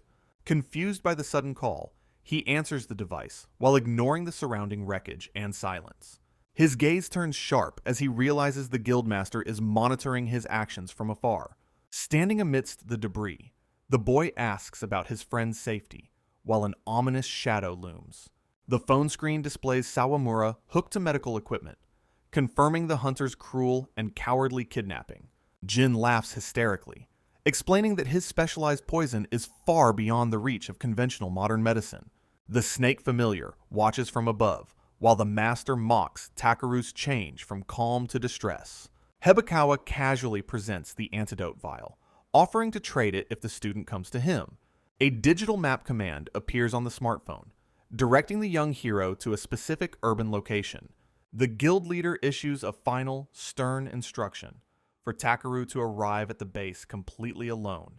Takeru tosses the phone aside, standing triumphantly over the broken bodies of his two A-rank opponents. Yashio remains slumped on the floor, gasping for breath as he realizes his total and crushing defeat. With a cold and unyielding expression, the former Messiah steps on the hunter's face before leaving. Leaving the building, his footsteps mark the floor where blood and debris are scattered across the room. He walks away, resolving to settle the score himself rather than letting others get hurt further. A terrifyingly dark intensity fills his eyes as he vows to crush anyone who gets in his way. The exterior of the secret base looms in the darkness, while the city remains peaceful and unaware. Finally, Takeru arrives to find a mysterious woman in a black dress guarding a swirling, ominous gate. Guidance provided by the mysterious echidna leads Takeru directly into the swirling vortex of the black gate. He remains undeterred as he steps into the unknown while carrying the heavy burden of his friends' lives. Inside, he finds a desolate wasteland where Jin stands proudly amidst an entire legion of massive, waiting monsters. The guildmaster offers a mocking greeting while expressing his long-held desire to finally meet the legendary irregular. Dark shadow serpents suddenly emerge to brutally crush several goblins, while demonstrating the master's total and terrifying control. Standing his ground, Takeru watches the display of cruelty, while the guiding woman lingers silently in the background. Jin boasts about his obedient monster children, while relishing the fear he believes he is instilling in the student. The former Messiah's expression remains completely stone cold, while he analyzes the true extent of his opponent's unstable madness. Another monster is violently constricted by the shadowy familiars as the exhibition of overwhelming power continues within the gate. High-pitched screams echo through the ruins, while the creatures are pulverized into dark ichor by the master's command. Brutal silhouettes of dying beasts fill the air as Jin proves his absolute dominance over the supernatural realm's inhabitants. A final monster roars in agony before being completely silenced by the crushing weight of the dark magical energy. A towering ogre looms overhead while Takeru concludes that the recent urban tragedies were all Jin's deliberate handiwork. He confronts the master with a steady voice, while acknowledging the true source of his friend's immense suffering lately. Jin laughs heartily while describing Gatu's desperate screams as a beautiful masterpiece of human despair and total failure. Unimpressed by the theatrics, Takeru bluntly demands to know the ultimate goal behind such senseless and widespread destruction. A manic grin spreads across the guild leader's face while he declares his intent to tear everything down completely. He voices his deep hatred for societal rules and rival guilds while vowing to personally rule the entire nation. Takeru's gaze sharpens into a lethal point as he realizes he is dealing with a truly irredeemable and dangerous monster. Jin throws his arms wide in a grand gesture while summoning his dark army to begin the final confrontation. Takeru mutters that such a thing is impossible while looking out over the desolate mountain wasteland. Standing at a distance, Jin explains his capability to reinforce or control even the highest-ranked S-class hunters. The guildmaster offers a sly grin, acknowledging Takeru's correct assessment while mentioning his various other hidden trump cards. Suddenly, the young student catches a glass vial containing the antidote which was thrown toward him during the talk. Jin gazes into the horizon, claiming he never intended to be enemies, and only wanted to share his vision. Narrowing his eyes, Takeru questions the man's sincerity after he went as far as kidnapping his innocent parents. The conversation continues as Hebikawa addresses the boy's apparent desire to keep his true and immense powers completely hidden. He bellows about the tragedy of powerful individuals living in fear of being collared or kept in permanent captivity. The master maintains a condescending smirk while asserting that normal people will never truly understand their unique perspective. Silence falls between the two warriors as Takeru absorbs the twisted ideology being presented to him within the gate. Leaning in with an intense gaze, Jin asks if the boy secretly desires to let loose and go wild. He continues to provoke the student, questioning if his current way of life feels incredibly cramped and utterly stifling. With a manic expression, he vows to rewrite the world's laws so that raw power becomes the only absolute. However, Takeru bluntly refuses the offer, while stepping on the glass antidote vial and shattering it into tiny pieces. Absolute shock registers on Jin's face as he witnesses the boy destroy the only supposed cure for his friends. Takeru then identifies the lethal substance as Basilisk's Eye, a toxin completely unknown to the modern medical world. Manifesting a magic circle, he reveals that he has already personally cured his parents back in the hospital ward. Jin breaks into a cold sweat, realizing that such a specific poison should not have surfaced in this era yet. Standing nearby, Echidna covers her mouth in total disbelief, while wondering how the student could possibly know its name. A strange and manic blush spreads across the woman's face as she becomes increasingly fascinated by Takeru's mysterious knowledge. Takeru stands defiantly in the wasteland, declaring his arrival to finally nail down the treacherous guildmaster. Clenching his fist tightly, he prepares to unleash the true extent of his hidden and vast soul powers. He reflects on his goal to protect his friends and the precious, peaceful days he has found. A vision of Edelweiss's warm smile serves as a reminder of the world he seeks to preserve. With eyes burning, he challenges Jin, vowing to thoroughly crush anyone who dares touch what is dear. Jin smirks arrogantly while adjusting his glasses, seemingly unimpressed by the boy's dramatic and heavy resolve. He unleashes his entire monster legion, lamenting their failure to reach a mutual and beneficial understanding.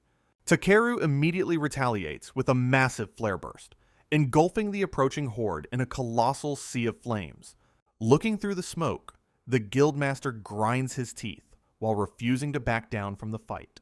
He manifests multiple magic circles across the sky, determined to continue until the irregular's power finally runs dry. Takeru identifies Jin as a summoner who forcibly binds and controls supernatural creatures through dark magical contracts. Leaping high into the air, he avoids a barrage of projectiles while acknowledging the elite hunter's lethal strength.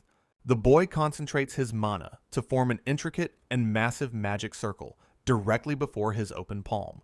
A terrifyingly large vortex of energy erupts, consuming the wasteland and everything within its immediate and violent reach.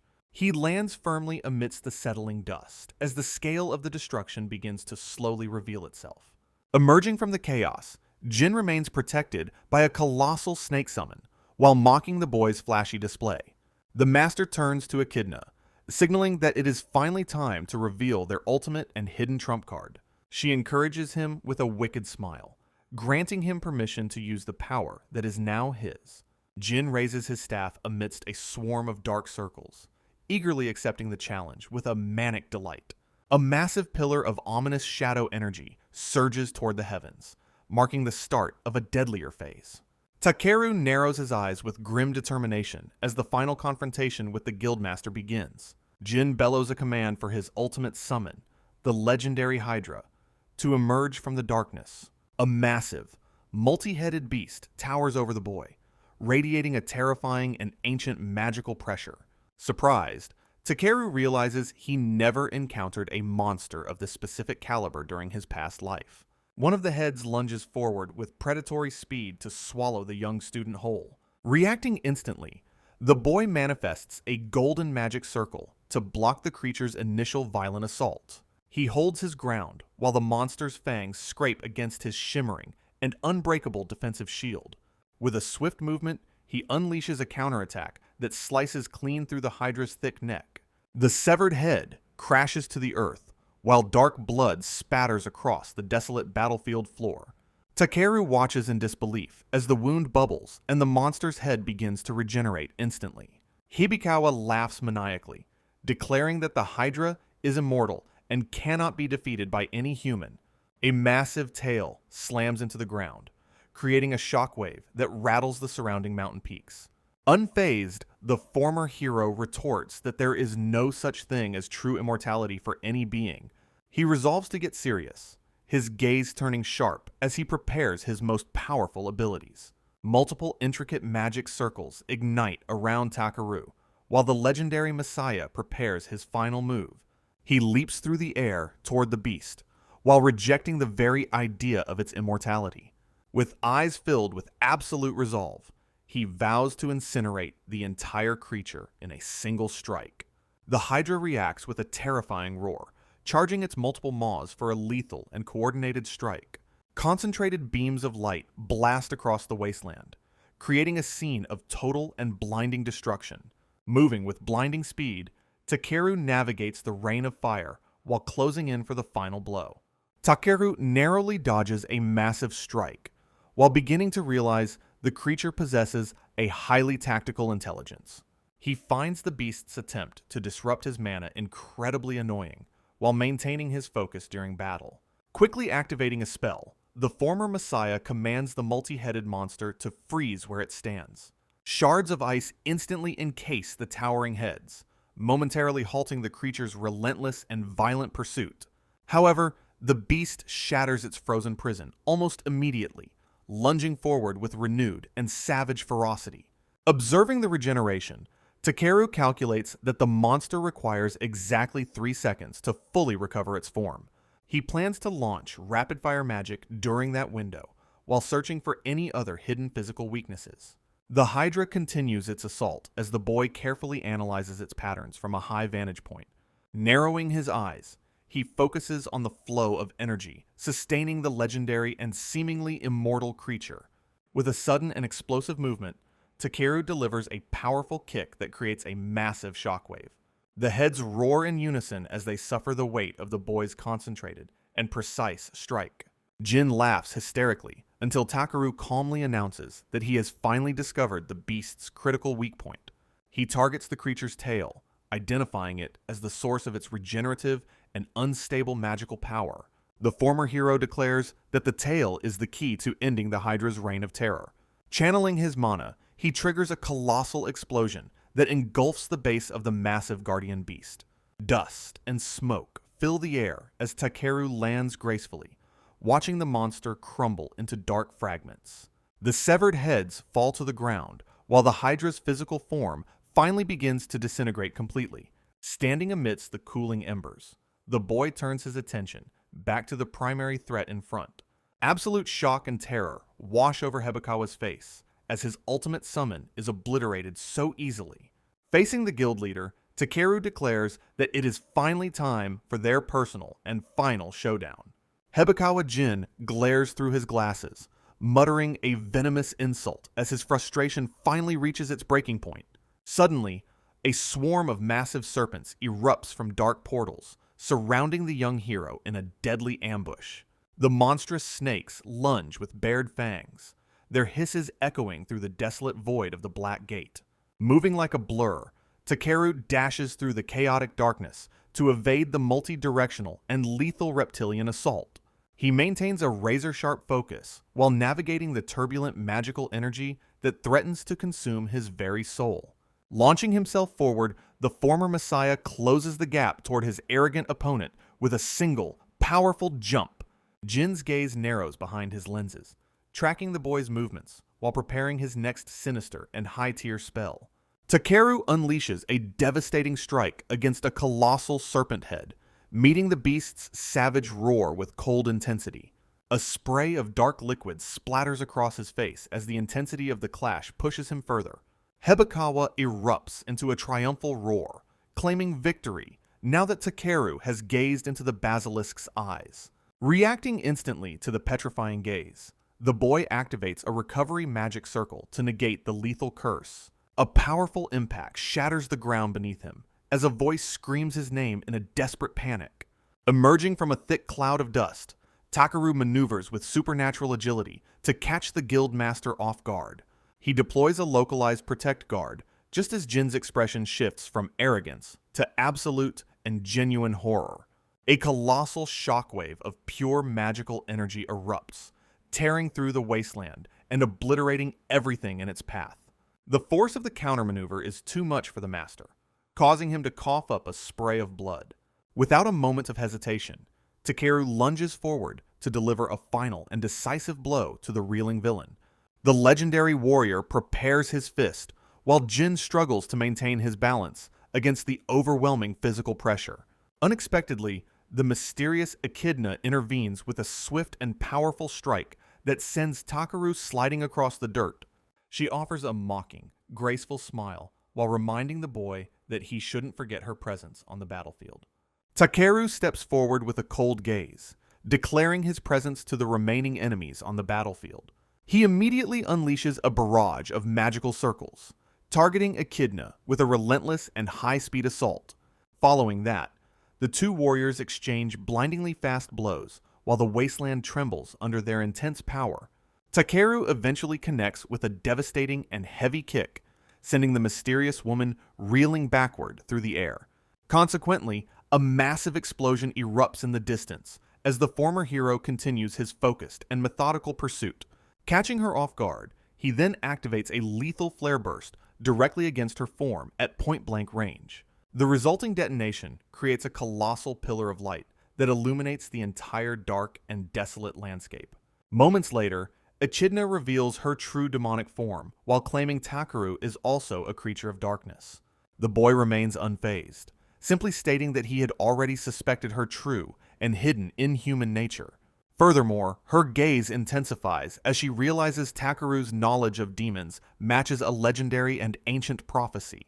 Taking a steady step forward, the young hero prepares to deliver his final and most devastating statement. An overwhelming aura of pure bloodlust erupts from Takeru, physically pinning the trembling demon woman to the ground. He then coldly declares his singular and unwavering purpose to always eliminate every demon he encounters. Paralyzed by fear, Echidna experiences a vision, as if she is facing the absolute power of the demon lord. Cold sweat beads on her forehead, while she desperately searches for a way to survive his crushing pressure. Absolute terror fills her eyes, as she realizes the sheer magnitude of the monster standing directly before her. Suddenly, Jin intervenes by placing a hand on her shoulder, snapping her out of her deep and paralyzing fear. She turns back in shock toward her master, who looks completely exhausted and defeated after the intense battle. Finally, Jin admits his grand plan is ruined, noting that his monsters are dead and his mana exhausted. With a hollow and defeated expression, he tells her to do whatever she wants before the end. Echidna stares intently, her eyes reflecting a dark and calculated resolve for the next phase of her plan. She walks with Jin, revealing she intended to act alone once the hunters were finally eliminated. Leaning close to her master, the demoness requests that he buy her just enough time for her ritual. Jin confidently accepts the dangerous request, labeling the task as a simple and easy matter for his skills. Takeru readies himself, manifesting a complex magic circle to intercept whatever threat is currently brewing in the darkness. He stands composed, his silhouette outlined against the shimmering light of the ancient and powerful magic he controls. Startled by the boy's unrelenting pressure, Jin grits his teeth while sweat beads on his panicked, trembling face. Suddenly, Echidna transforms into a colossal serpent-like entity, while Takaru remains firm amidst the swirling, chaotic mana. In a fit of desperate rage, the Guildmaster charges forward while screaming the young hero's name aloud. Takeru lands a heavy punch. Blood splatters through the air as the Guildmaster yells about the power of his snakes. Despite the blow, Jin maintains a crazed grin while claiming his lingering summons are incredibly tenacious. Takeru remains stoic and focused, ignoring the madman's desperate grasp as the situation takes an even darker turn. Huge, monstrous heads begin tearing through the dimensional fabric, while a terrifying explanation regarding the thinning walls echoes. Takeru strikes the encroaching beast. A chilling proclamation about a new birth rings out while Takeru puts everything into his next violent move. Shadows coalesce into a silhouette. A legendary and colossal entity named Typhos manifests. Its multiple heads looming over the tiny figure of the warrior. Dark energy blasts upward. High above the sleeping city, a jagged rift tears open in the atmosphere, signaling the arrival of a true nightmare.